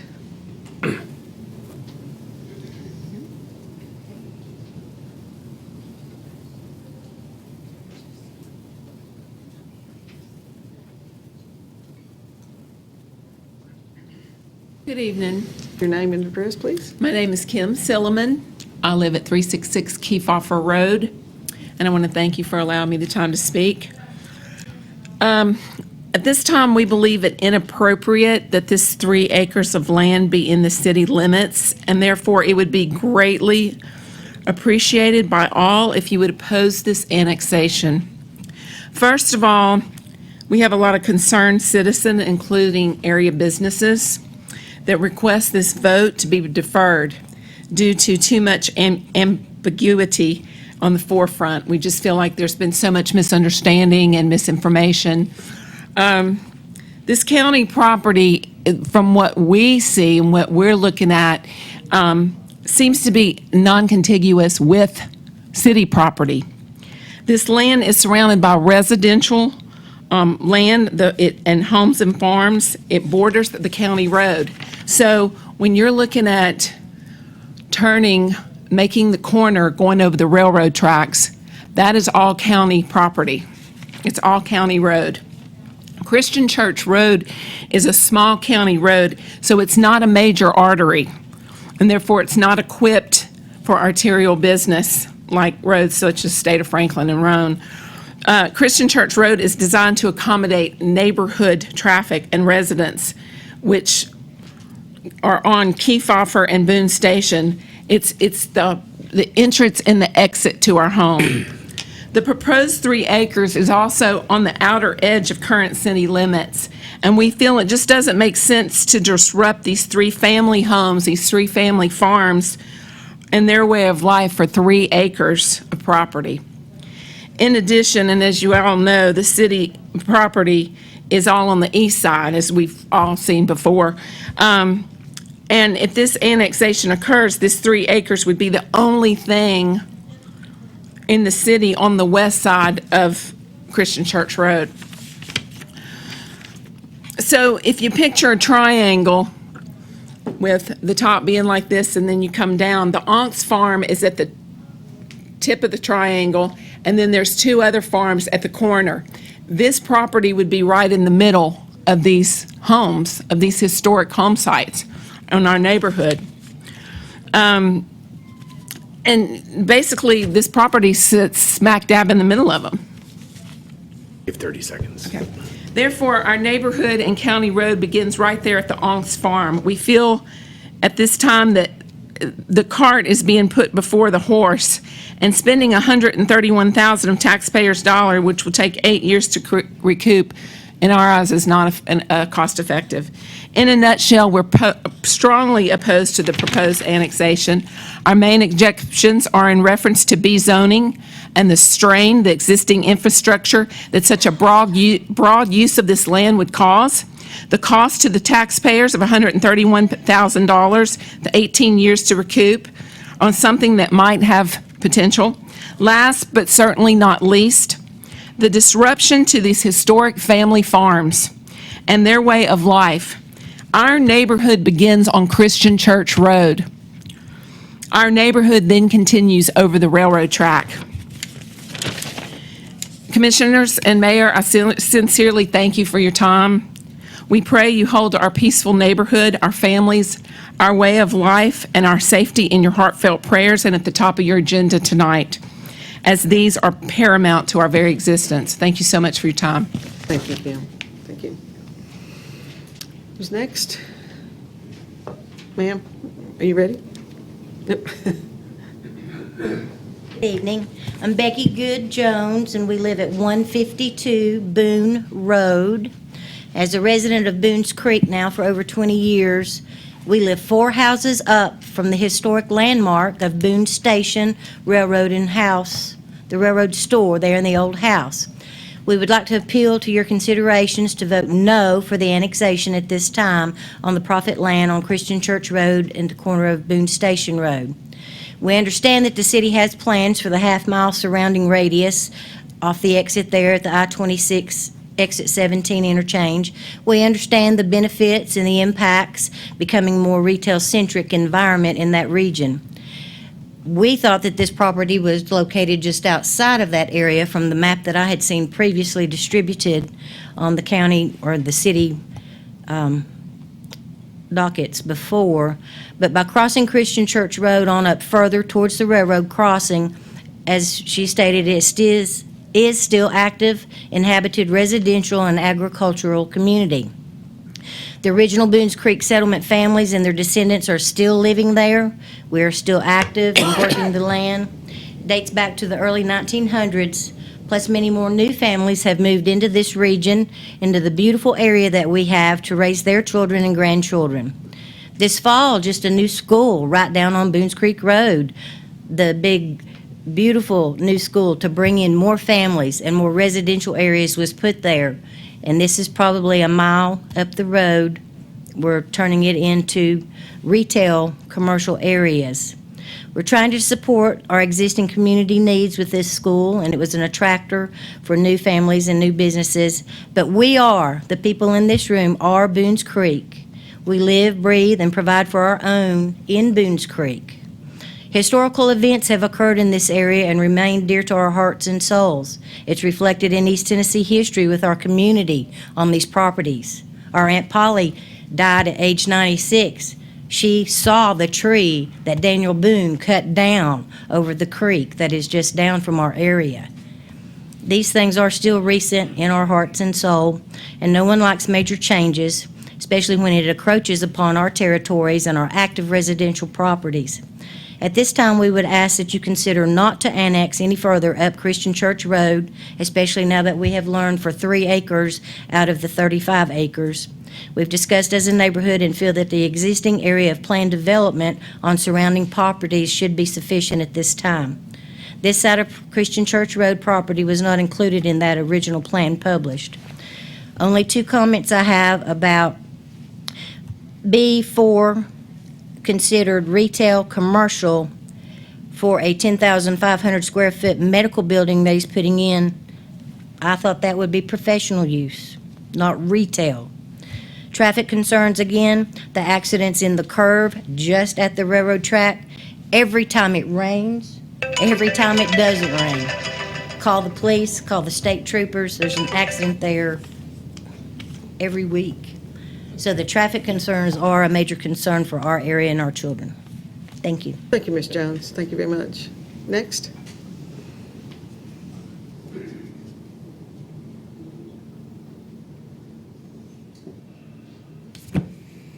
Madam Mayor, Commissioners, Pete. Hello, Gary. How are Good you? to see you, sir. Good to see you. You would state My name your- is Major General Retired Gary Harrell. I live at 137 Richland Heights in Johnson City. I'll try to be brief and miss as you've asked, Mayor, for not go over the same thing. But I once heard an old adage. It goes like this: the land cannot speak for itself, so we must speak for it to protect our heritage. Some of us in Boones Creek feel like it's necessary to stand up, and you're hearing bits of it tonight, to protect our heritage of the historic Boones Creek area. I won't bore you with all of the Daniel Boone stories and the creek and everything else, but you know it's a historic area. We, the people that live out there, hate to see it disrupted any more than it has to be. Tonight, you're being asked to vote on a finger annexation of 3 acres of land. You already heard how much it costs to run the sewage and the water. Nobody's talking about how much it costs to fix the road. Now, when I was on I'm on the Planning Commission, and when it was briefed to the Planning Commission, we were told it's to build a substance abuse center there. I notice nobody's talking about that tonight, but that's exactly what it was briefed. Right, Hassan? That's what was in our letter. That's right. What did you say? He's the guy that briefed it. So if you go down that road, I defy any of you to drive down Christian Church Road and tell us that it's not going to need any repair, especially if there's a substance abuse center that has heavy traffic over that road. It won't take it. You all know that. Most of you seen it. So I ask you if this annexation of 3 acres to put I almost said the wrong word, a substance abuse center on there is a good use of our money. I don't think it is. And because there has been generated a lot of ambiguity, there's still a lot of questions out there. We've had several meetings in the community, and there's a lot of questions about what's going on, what it's for, how it's going to be used, all that kind of stuff. I would ask that you consider withholding the vote and perhaps till after Christmas and give us a chance to learn some more about it. And thank you, Joe. So that's what I would recommend to you. That would give us some more time to learn more about it, I think, and I think that's a reasonable request. Thank you very much for allowing me the chance to speak. Thank you very much. Thank you.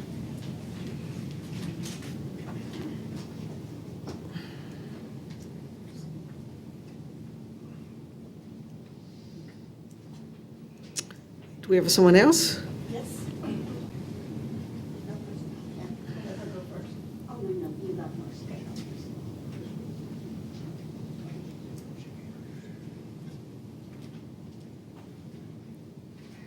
How to get it to you. Take the, Let me there's get a this one wired down here. microphone Hang that on you just could. one second. Oh, Pete's got it. Yeah.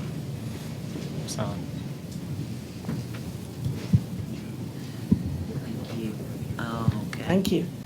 You want to start? My name's Julia Martin. I live at 1115 Waterbrook Lane in Johnson City, Tennessee.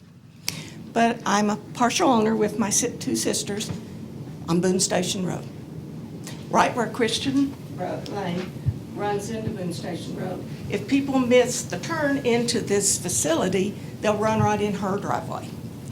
Go ahead. I'm really concerned about building a substance abuse center there.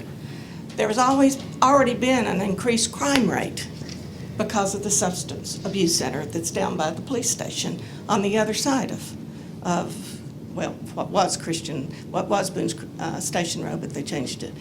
But there's already been an increase. I don't want to leave my sister, who is disabled, when sometimes her son, who lives with her, is not home, in that situation where there are people that are in trouble with drug addiction because they sometimes become severe criminals.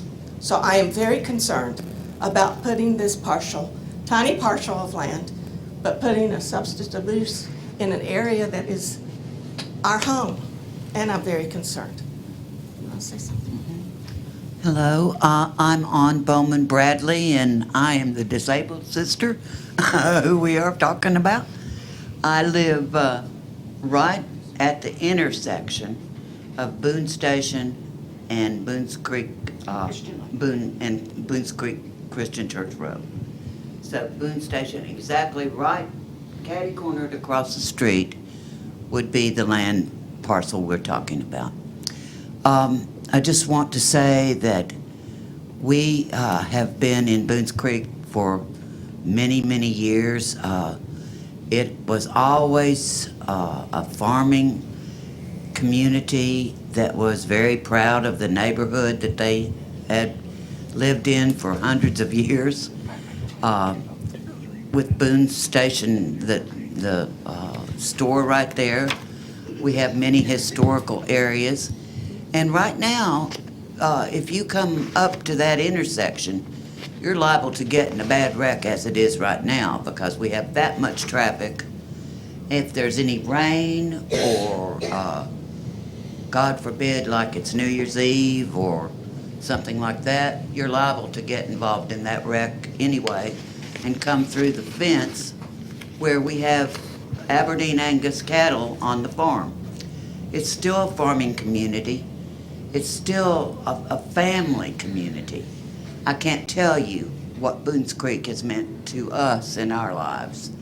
Our father was Dr. Bowman, and he was born in a three-story log cabin in Boone's Creek.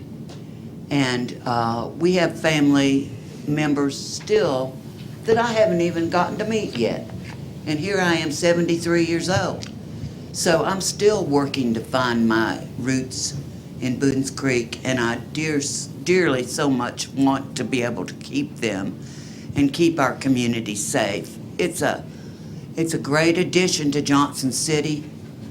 It is what made Johnson City and Boone's Creek have always worked together.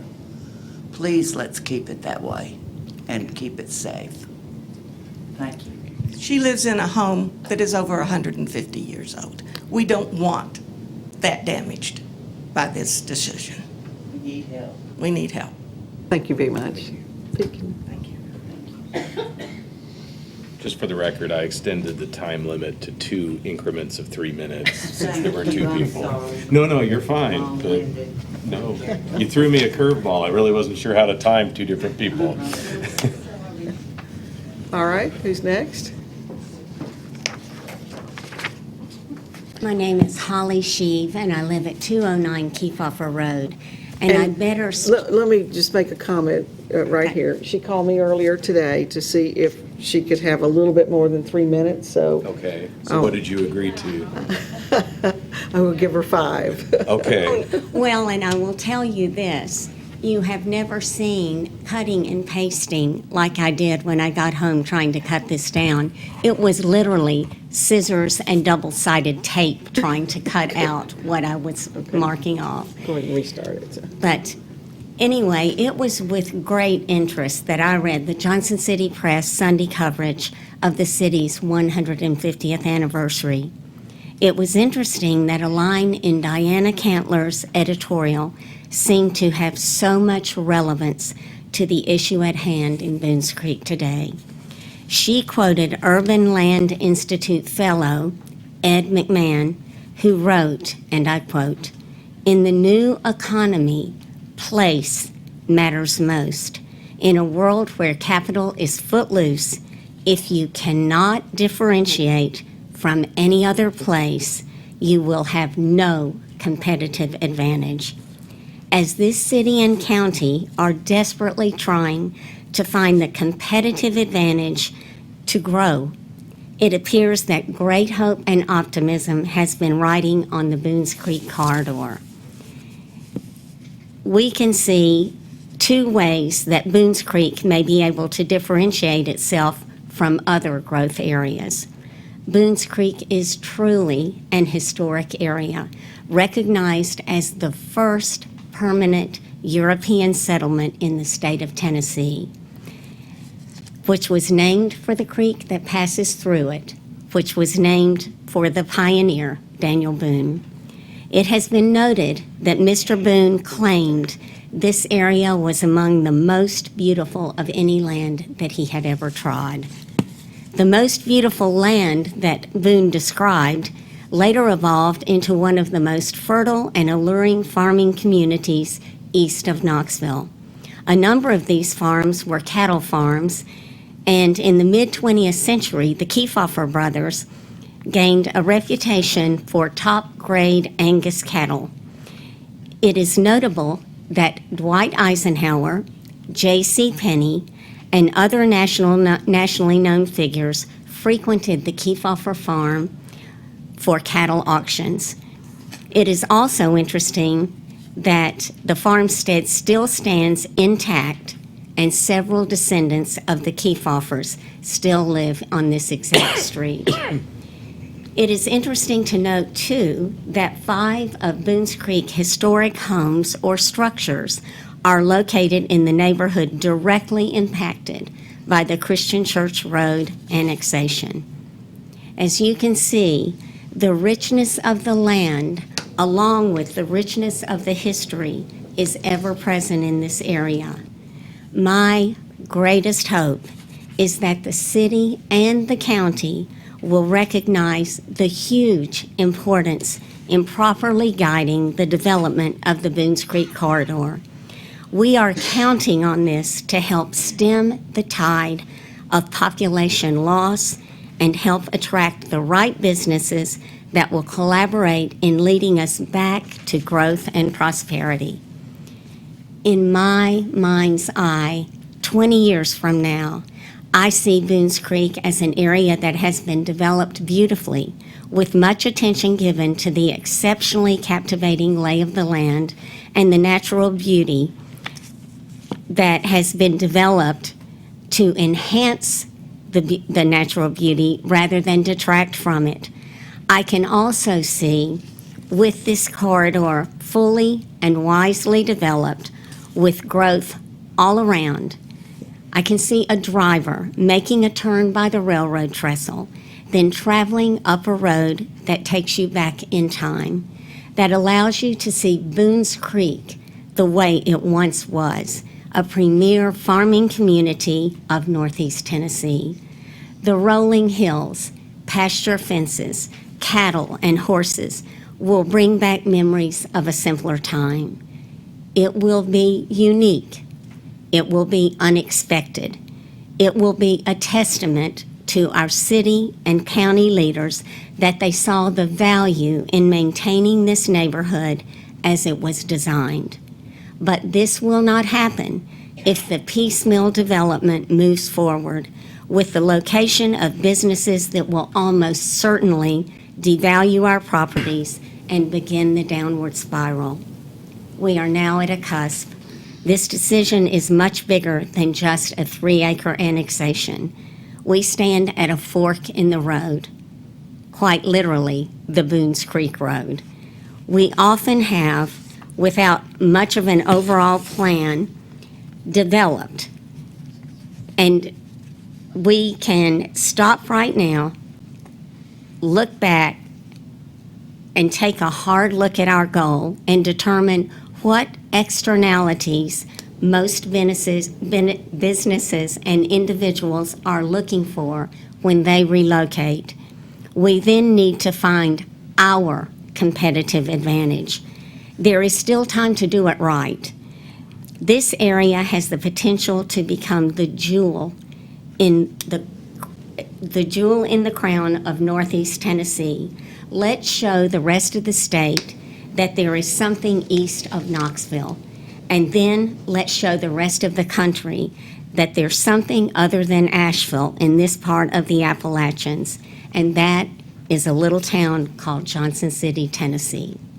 Thank you. Thank you very much. Thank you.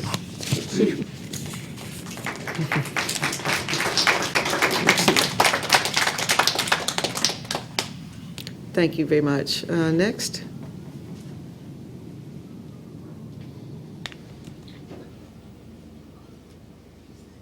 It's a tough act to follow now.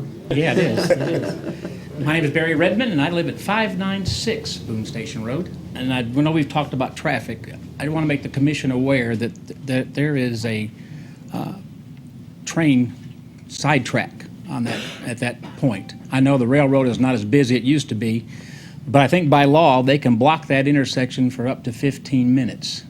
Now it does happen. Now, again, since the coal business is slowly reduced, that doesn't happen as frequently as it does, but that is something to be considered if it does pick back up. You also are looking at annexing a part of a parcel of land that borders Boone Station Road and at Chestnut Grove. Since I've lived at my residence for over 30 years, when I first bought the house, raised 3 children, you could play a 7-inning ball game in Boone Station Road and would get out of the way for traffic maybe one time. I have a hard time getting out of my driveway at 7:15 in the morning with the traffic. You're going to add, I don't know what the count is on the homes that are going to Chestnut Grove, but I can surely imagine that half of those people will not exit out and head down Shadden Road to go out by the school. They'll come back and either go out through Gray or they'll come back through Boone Station. You've also now have deferred traffic on that Boone Station where it dead ends into the driver's license. You can't get out now because of the road construction. So now you have people that are coming up and coming on and exiting onto yielding, supposed to be stopped, but yielding onto Boone Station and are just absolutely causing mayhem. And the third thing, with this RTP property that's across that Ballard, I guess, is now ownership of, there is quite a huge deer population in that forestry area right now. If you drive down Boone Station Road, you're lucky that you, in the early morning hours, that you don't get hit by a deer or a deer hits you. So I don't know what all that's going to do to the traffic, but again, we've had several people commenting on traffic. I really think the city needs to look long and hard at the roads and like I say, the entrances and exits into that area. I don't think as much of the 3 acres and the use of that 3 acres currently. But if you're taking that full plot of land in, and then what will happen across the road, the potential, it's all the potential of what's going to happen. I don't think we're anywhere near the road to have that kind of buildings going up. Thank you for your time. Thank you, sir. All right, is there anyone else?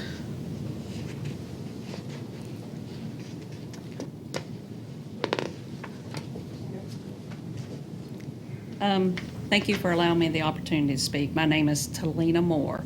I am a licensed engineer in the state of Tennessee.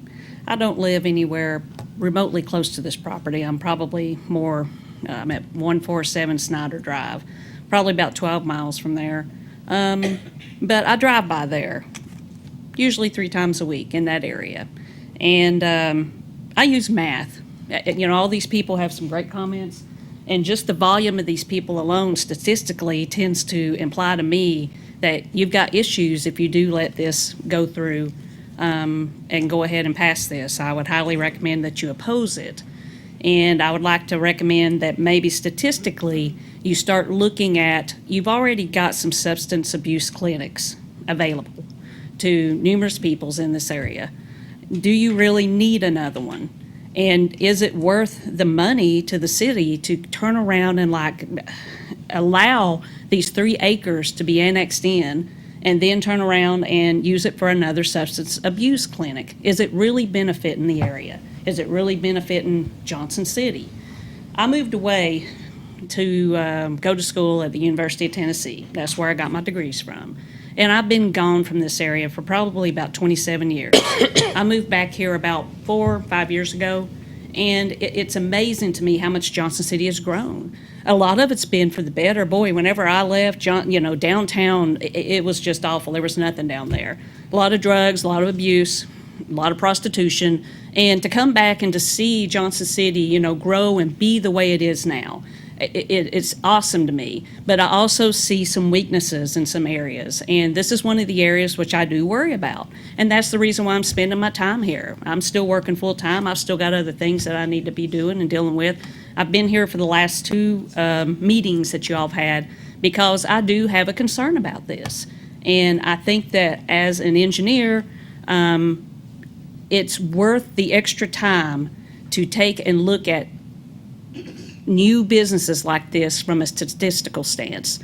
I would highly recommend that you wait until a more viable business opportunity comes up for this piece of property before you take and you make the conclusion to go ahead and approve it, just so we can take and have another substance abuse clinic in the area.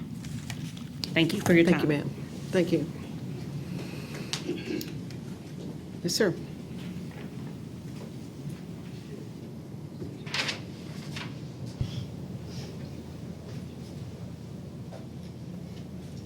My name is Glenn Porsche. I live at 348 Kefauver Road, and I've been living here about 5 years.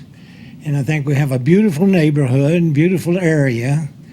And I was just wondering, we have a big new school, which is gorgeous, and we have lots of apartments, lots of kids, no soccer fields, no baseball fields, no dog walks. This beautiful place and this area that we live in, and like I say, I moved here purposely because of Johnson City and a kid I know that lives here. But dog walks, baseball fields, soccer fields, that is so much more enticing to this neighborhood, to this area. It won't destroy anything, and it's something that will give our children and our grandchildren something to do besides walk by another shopping mall or whatever they're going to put there. And that's how I feel about it. And I think it's a beautiful area, and we should take care of it. The streets and roads in that area are terrible. They can't take any more traffic. You back, like the gentleman was saying, you can't drive out your driveway some mornings. So I say, beautiful parks, soccer fields, baseball fields, and dog walks. Everybody has a dog. Place to welcome. Thank you for your time, and we appreciate it. Thank you, sir. Thank you very much. Is there anyone else? Mayor Brock, Commissioners, thank you for giving us some time to express our concerns. My name's Lana Gibson. I live at 115 Boone Road. I've lived there since 1992. I raised 3 kids there. I have 7 grandkids that come and visit me there. I've seen it change a lot, and progress is one thing. That's just something we have to get used to, but we've already seen another clinic put in down the road about a half a mile from where I live, and we've had, the other lady talked about it previously, more incidents in our area. I am not a shy person. If somebody's walking down my road, I assume they're my neighbor. Even though I don't have any neighbors that are close by, if somebody's walking by, I want to know who they are. And I'll go out there and I'll ask them who they are and where they live. And I've seen people walking down the street when it's cold outside, not wearing a jacket, flip-flops, maybe carrying a little brown bag. And if I have my dog with me, I'll go out there and greet them and ask, who are you? Where do you live? I'm your neighbor. Are you my neighbor? And it's, no, they're not my neighbor. And they're just walking back from the Suboxone Clinic. And so when I'm in my yard with my grandkids, and they're all 6 and under, and there's the threat of another one of those clinics going in a half a mile from my home, it's terrifying. It really is. I mean, I cannot feel comfortable leaving my children, well, they're my children when they're at my home. I care for them like that. I can't leave them outside. And the traffic is a huge deal. And they mentioned a couple, and I'm sorry, I won't go through that again because you've asked us not to. But that's my biggest concern is the clinic. And I can't help but wonder, and I know this is off subject, is there some way we can get it where these medical clinics are in like the MedTech corridor, where they're surrounded by other medical facilities? Because these people may need other medical attention, and then maybe they can catch the bus from there and get where they're going. And it's not in a neighborhood. It's not where people have to be concerned about their families and their children out in the yard. And thank you so much again for giving us the time to express our concerns. Thank you very much. Thank you. All right. Is there anyone else? Going once. All right, seeing no one, I will close the public hearing. Oh, Mr. Torbick, come forward. I will reopen the public hearing. A little slow on the punch back there. Just for the record, I went to high school with Mayor Brock, and I want to call her Jenny. Is that That's all right. Go right ahead. Go ahead and I tell really everybody. wasn't going to speak. Tell I wanted to everybody who you listen. are. Oh, I'm sorry. Tom Torbitt, 214 Kefauver Road. Was first one outside of the Kefauver's to build on that road. Been there 41 years. We've talked a little bit about the historical things, but some other, and the traffic. But my thoughts, one, the historic part. And I knew Joe and Jack Kefauver, and Joe especially was the historian there. And what a lot of people don't know, the old Stagecoach Road that Andrew Johnson, Jackson, and Polk took to Washington, D.C. came right up Kefauver, came across the Barrett's property, went up and over the hill where Joe Reed's house is, which was the old schoolhouse. One of the concerns about traffic, it's not just this center or the medical center, and then we hear about the call center, which may be approved. And I heard Mr. Peterson talk about how the turning lanes were going to be and where the traffic is funneled. And we do have a lot of wrecks right at the trestle where a lot of us come down. I think 3 people have been killed since I've been there, but usually there's minimum of 3 wrecks a year there. I mean, I've seen the front end of trucks knocked off, and I'm worried about, as all of that is developed, the traffic's going to come through. The other thing, and this just happened a couple of years ago, last winter with the clinic that is there, and there have been incidents out there, but one that just I just thought y'all ought to be aware of too, like early one morning, was it last winter now? Billy was up in her kitchen. There was a knock on her door. There was a guy standing there naked, except wrapped in what now? A towel. Wrapped in a towel. It's probably 20 degrees. Now I heard Billy getting upset, and he and his farmhand go upstairs and find out about him. But it turned out he had spent the night in Niall's shed out at the end, and stole Niall's jacket, but he left his wallet. The next day, they found his jeans caught in the fence down off the track, so he'd probably walked down the railroad track, didn't know where he was, crawled through the fence, clothes got pulled off, and came up there. So there's just there's just things to consider. There is a historical thing there, that house, the old mill house on my property, which is where the Stagecoach Road, Mr. Kiefhofer said, came by on the non-roads side. So we are seeing more and more traffic. I think there'll be a lot more funneled if that call center and they can't get out. They're going to come around down Kiefhofer, and it's a neighborhood. Thank you. Appreciate it. So I'm curious, where did the guy find the towel? The towel was the blanket that he had stolen on his way over the hill. Oh, okay. It was out of Betty's doghouse. Oh. And then he stripped That's over to awful. Landis, then he went up to Steve's and met Well, the flip-flops and the no jacket sounded like the 15-year-old I live with. But the towel thing was a little weird. All So- right, we have, yes, sir. Come on. I'll be short and sweet. I'm David Sloniker, live 518 Boone Station. My daughter and her family live directly across from where you're talking about annexing, rezoning. They have a 4-year-old son. And I'd really like for you to consider your family, your children, your grandchildren living there, and this clinic coming in, and them being raised right across the road.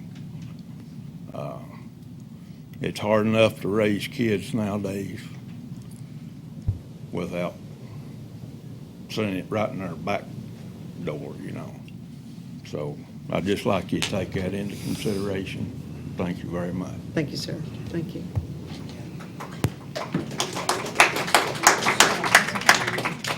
I don't think so.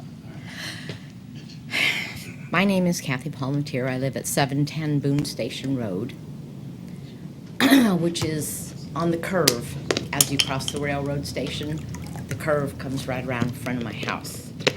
I have lived there 2 years as of December 1st. There have been 15 accidents on that curve, coming or going, many of them in my property, across my driveways, or scooting across my driveways and ending up in my neighbor's yard.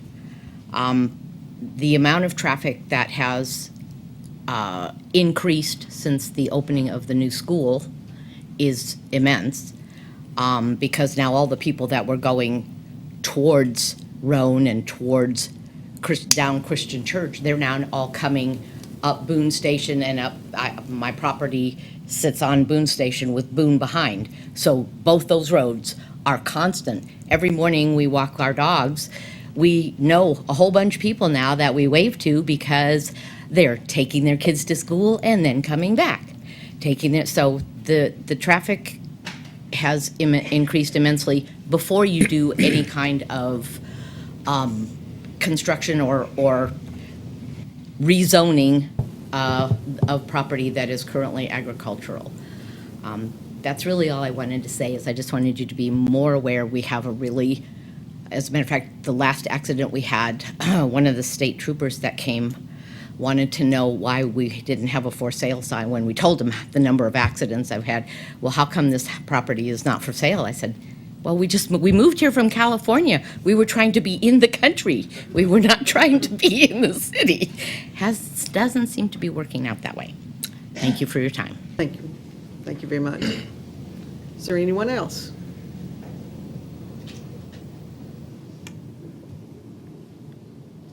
Last chance. Okay. Seeing no one, I will close the public hearing. Commissioners, we, in front of us is a decision about an annexation and whether it's in the best interest of the city to bring in these 3 acres. And that's what we're considering right now. So this next part of the agenda is up to us. Unless any other city commissioners have any comments, I'll make a few comments and present a motion. unless somebody. No, has- no, I'm more than happy to let you. Thanks, appreciate that. You're welcome. So tonight, as I mentioned earlier to Jenny and a few others, or Pete, marks to the day my 1-year anniversary of serving on the commission. And what a gift. So I've learned a lot over the past year. One of the most valuable lessons is that of process. We send things through a very rigorous process to be fully vetted, not rubber stamped by prior votes. I also realize the value of public input as a part of this. I'd like to also make clear, because I think some of the comments may have had some confusion, this is not a city-initiated request. This city isn't doing this to anyone. And many may, what I'm about to propose may make a lot of people upset tonight, but we aren't elected to make friends, but to make decisions with the interest of Johnson City taxpayers by determining responsible planning, in my opinion. So after careful consideration and listening to public input, which I greatly appreciate, and also because as you sat through the entire meeting and noticed there were several annexation requests, I also decided to reread our annexation policy. And so with that, I'd like to make a motion. And our policy is a guideline in the way I interpret things, and based on and that policy is a guideline based on a desire for a certain outcome. And there are 3 specific outcomes outlined in our policy, and I'll go through those real quick. 1, to protect the long-term economic vitality of the city. 2, to eliminate inefficiencies in providing services. And 3, to ensure regulatory control over the development of land within portions of the urban growth boundary where the city has a major interest. We meet, I'm trying to read my handwriting. We meet these 3 goals through thoughtful consideration of many criteria and considerations. And I won't read all of them to you. It's about 2 or 3 pages worth. But I want to read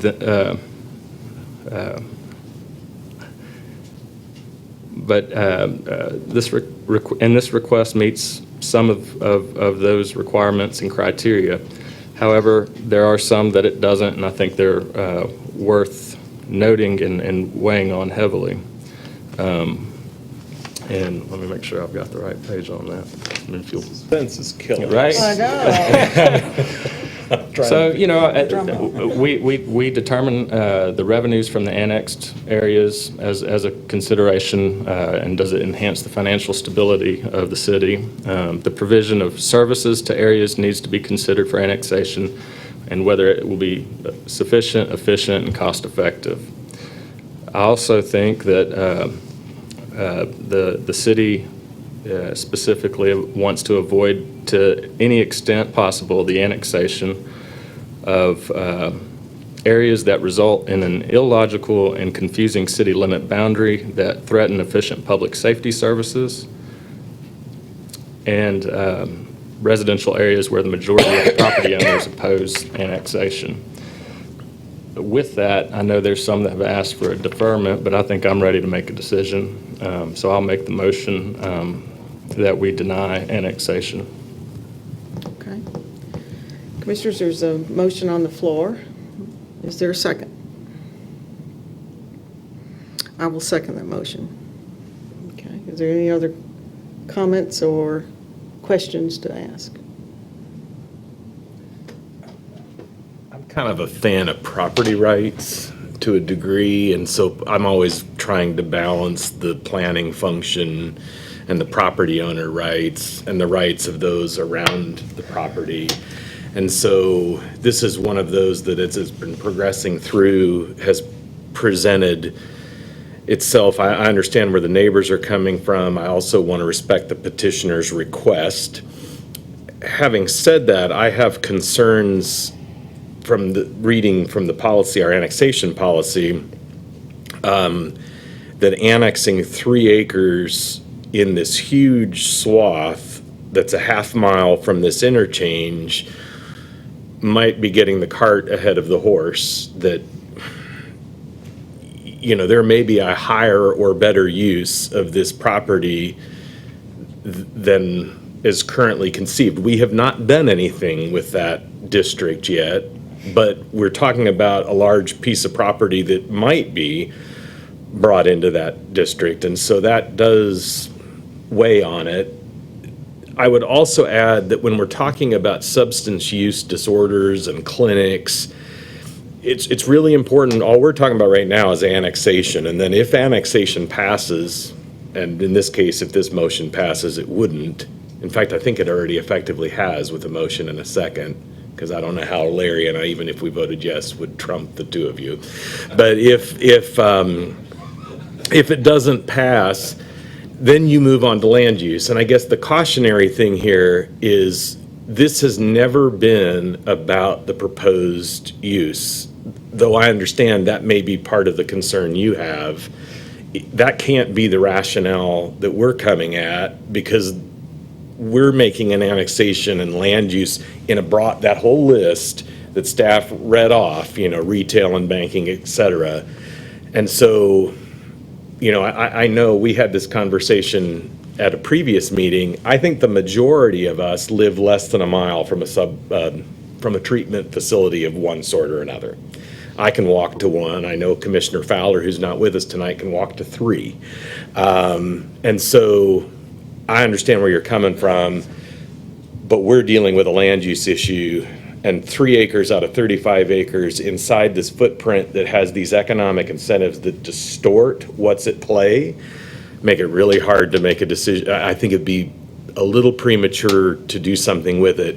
And for those who raise concerns about treatment facilities, that's an issue to take up with your representatives in Nashville, because that is not something the municipality gets to have much of a say about.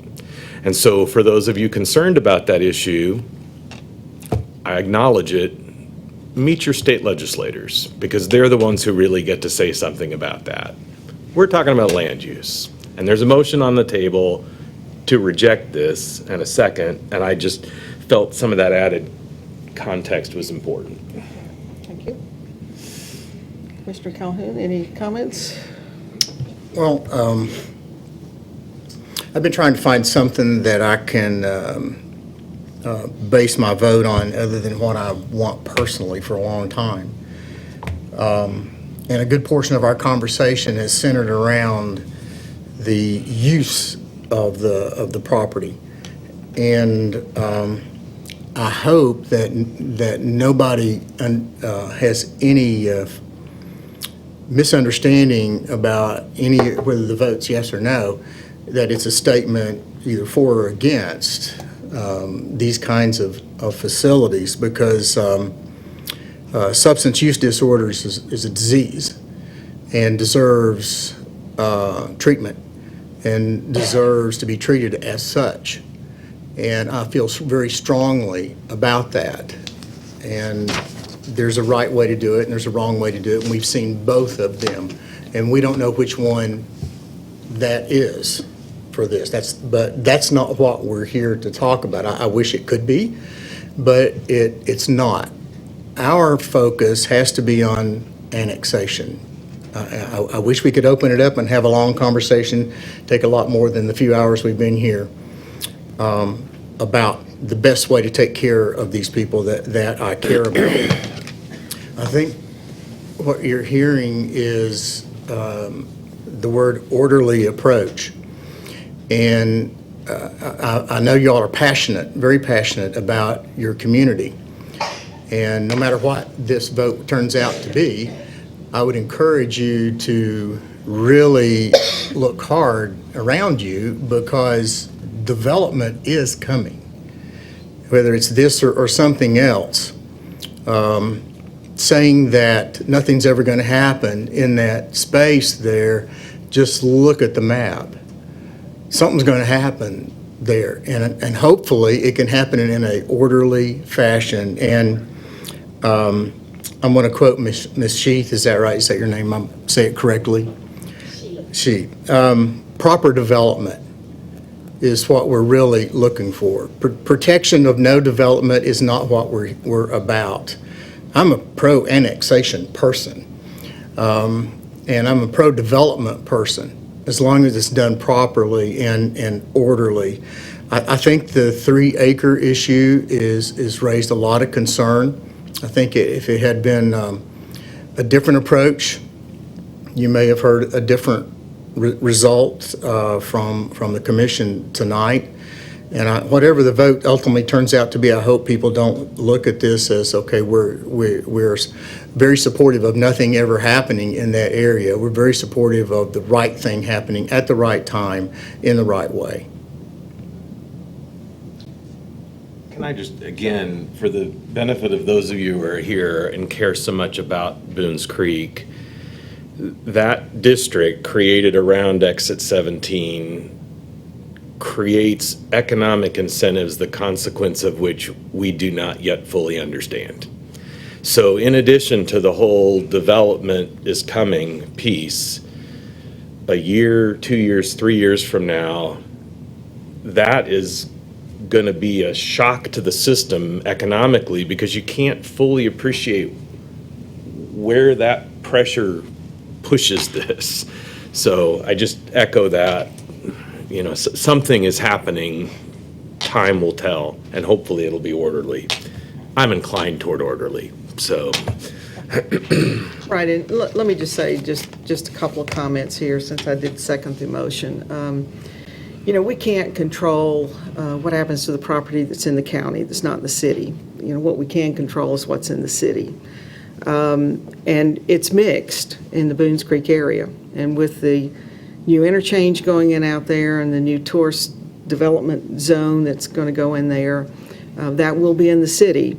And I think we're at kind of a junction right now that we have to take a really big step back and figure out how, in an orderly way, the Boones Creek corridor is developed on the property that the city has access to and can do that. My concern on this project is the kind of fragility of the Christian Church Road from Boones Creek to the railroad tracks. Has certain challenges on it. And just to cut out this 3 acres when there's a bigger parcel of land that really belongs to, and do kind of almost a patchwork type thing, concerned me a great deal. And that's really where my big concerns are at this point in time. But I hope, Commissioners, that as we move forward with the Boones Creek corridor, as these development opportunities are going to present themselves, that we remember this conversation tonight, and that the history, the historical value of Boones Creek, the heritage that's there, is preserved in a way. We have just finished celebrating our 150th, birthday here in Johnson City, and as we've learned of our history, it's been really, really unique to us to learn of all the wonderful things that have happened here. We kind of give Henry Johnson the credit as our founding father because of the railroad, and we wouldn't be anything if it hadn't been for the railroad. But really, Henry Johnson came here. He wasn't a railroad person, he was an entrepreneur. And he came here and started really the movement of people coming here and being able to have the quality of life and earn the kind of incomes they need to sustain that. So that's who we are, and we do that in preservation of, our history.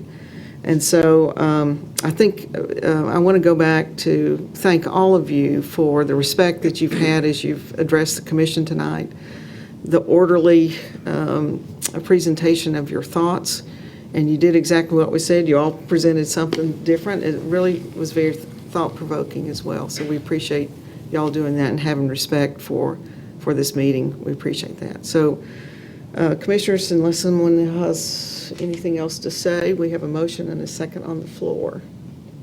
Ready for a vote? Ms. Jennings. Commissioner Calhoun. Yes for the motion. Commissioner Hunter. Yes. Vice Mayor Wise. I guess now at this point, purely symbolically, I guess yes. Mayor Brock. Yes. I feel like the weatherman, who's already been trumped by all the people who talked ahead. And so, Mr. Peterson, at this time, since we denied annexation, the second phase of this is a moot point. Assignment of zoning is not necessary. Yes, ma'am. So, what's next on our agenda? The next thing on your agenda will be consideration of ordinance 4713-19.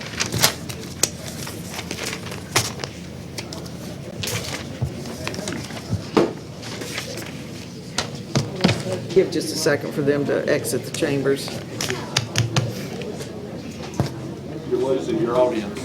We know that. We kind of anticipated We're going to it. give you a chance to get out of the chambers. Thank you.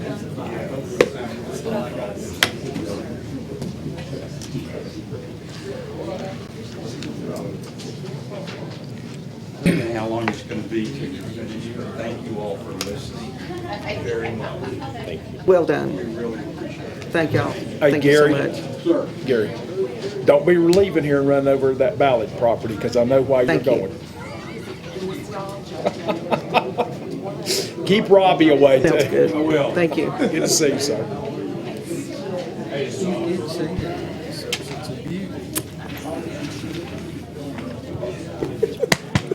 It's the alley,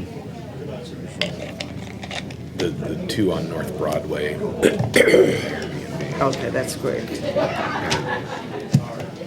Has anything changed? Go ahead, call this. 4713. Ordinance 4713-19, an ordinance to abandon an alley extending northeast from the 200 block of North Broadway Street. And repealing all ordinances and parts of ordinances in conflict herewith is ready for your consideration on third reading. Any new information since the last two times? No, sir. Move approval. Second. We have to have a That needs to public. be a public Oh, I'm hearing sorry. as well. Sorry. All right. I will open the public hearing. I rescind my motion.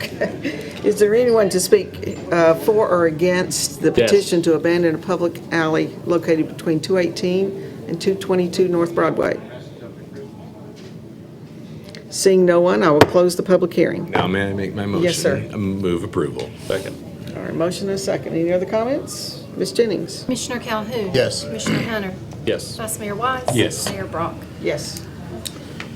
Next order of business is consideration of ordinance 4712-19. Thank you, sir. Thank you. Thank you.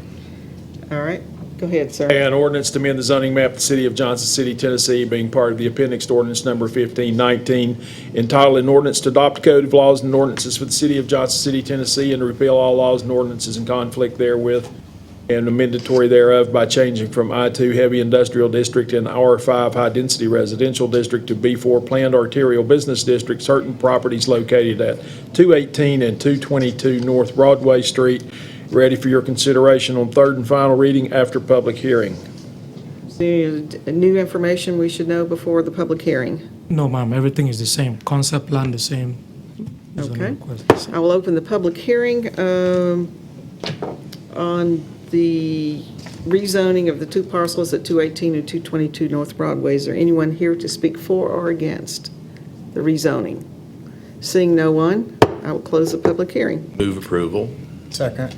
Motion and a second. Any additional comments? Ms. Jennings? Commissioner Calhoun. Yes. Commissioner Hunter. Yes. Vice Mayor Wise. Yes. Mayor Brock. Yes. The next ordinance for consideration is ordinance number 4715-19. An ordinance to amend Title V Municipal Finance and Taxation, Chapter 3 Hotel Motel Transient Occupancy Privilege Tax of the Municipal Code of the City of Johnson City, Tennessee, is ready for your consideration on third reading, no public hearing required. I'll make that motion. Second. Motion and a second. Ms. Jennings? Commissioner Calhoun. Yes. Commissioner Hunter. Yes. Vice Mayor Wise. Yes. Mayor Brock. Yes. And we added an item on the agenda before you came The in. next item is consideration of the plan of services for the profit annexation, which is no longer necessary since you did not annex the property. Thank you. The next item is consideration of the 2020 Tri-Cities Joint Legislative Policy. Mr. Wilson has included a good summary of the items we want to take before our legislators in Nashville this winter. We've limited the areas of interest to 5, those being urban growth and planning, education funding, local revenue, public safety, and public transportation. We can go into as much detail as you would like, or... It looked to be very similar to last year. It is very similar and somewhat rearranged. There's not a lot of difference here. It really boils down to pretty much local control and our ask to allow us to make decisions that impact us at the local level. Now, Kingsport and Bristol have already passed this, is that They correct? have, yes, Did they ma'am. make any additional changes? The changes they made are included in the document you have before you. But year over year, is there any change that's worth specifically highlighting from, because this is essentially the same document I've seen for 3 years, roughly. It is, there's, I mean, we've talked about historic tax credits and opposition to the reduction in local control, clarifying the de-annexation statute that would only allow de-annexation in the case of a failure to perform the adopted plan of services. The education funding goes back asking for a clarification and a rewrite of the statute that, as the statute's written now, in the cases that bonds are issued, the sharing's required. This change would require, if approved, would require all sharing. Local revenue, asking that they consider the tacit position of using the increased sales tax as a result of the online collections for education funding to give us local control to deal with the location of where people use tobacco products. In other words, it would allow us to ban smoking in parks and to get people further away from buildings. So you've heard me drone on about, I guess the one significant thing that you haven't seen before, the Supreme Court upheld the application of the collateral source rule, which prevents defendants from submitting evidence that the plaintiff's insurance paid discounted rates due to negotiated agreements with providers. How this impacts us, I give you an example. We were involved in, one of our employees was involved in an accident, and the hospital submitted a bill for X. The insurance carrier settled with the hospital for an amount significantly less than X, 2 or 3 times less. 1/10 of an X? 1/10 of an X, perhaps, yes, sir. When we went to court, due to the current statute, we were subject to paying the full billed amount, even though the full amount wasn't paid in order to settle the hospital bills. So we're asking the state to make a change there in those cases. We have no problem reimbursing or paying someone for for their actual incurred cost, but it seems rather unfair for us to have to settle for an amount that the healthcare provider chose not to settle for. So that's the significant change. There will be a lot of support for this across the state. I felt like from we the talked about municipalities. that before, so I recognized it. Mr. Peterson, do we ever consider going ahead and writing up draft legislation on these areas for our representatives to have in hand? We can certainly do that. Yes, ma'am. There have been times we have done that, yes, and we can certainly do that with. We ought with some of to, this. and just not leave it as a document, but to leave it as an action. Of note on page 9 is a call once again for certificate of need for clinics Yes. that we were talking about. Yes, sir. Wish we mentioned that while the room is still here. Well, I think they're all good, and is there a motion to approve? I'd like the motion to approve, and I do like the idea of, at least, maybe not for all of them, but for some of the key Yeah. ones, that we could produce some draft legislation for them to carry for us. Yes, sir. Some of the do that. cockamamie stuff that gets proposed to our disadvantage was written by people outside the legislature. Why shouldn't we? Is there a second? So moved. All right, motion and a second. Any other comments? Ms. Jennings? Commissioner Calhoun. Yes. Commissioner Hunter. Yes. Vice Mayor Wise. Yes. Mayor Brock. Yes. In your packet is, With public input there. I'm sorry, public input. Yes, ma'am. Okay. I'm sorry. Oh. Do you want to say anything? Well, we've got other people next. I will open the public input. Is there anyone here who would like to speak to the commission tonight? Seeing no one, I'll close public input. September, unaudited September financials are in here. Sales taxes are looking really good. Property taxes through the September reporting period were Not billed yet. not billed. That's what I was going to say. It was a function of the timing of the Billing took bills going out. place, second week of October. Right. So we'll have an update on that later. That's nothing to get excited about. Looking through all funds were in really good financial position through the first quarter, and I'm pleasantly surprised. It's looking better than I would have We'll have the imagined full at this report point. at our next meeting, correct? We can do that. We can do it You tonight usually if you'd do. like. It's here, isn't it? Let's wait. Okay. It's been a long night. We trust you, we believe you. Okay. Anything else? I would make mention, it's a one-page, on the key financial statistics about the local sales tax, that we're up 5.25% over last year and 6% over our budgeted. A good thing. We just need to all hope for a great Christmas. Buy local. Shop local. That's right. Seeing some online sales tax, so that's. That's helping too. That's helping. Okay, very good. Commissioners, Commissioner Calhoun? Gala's over.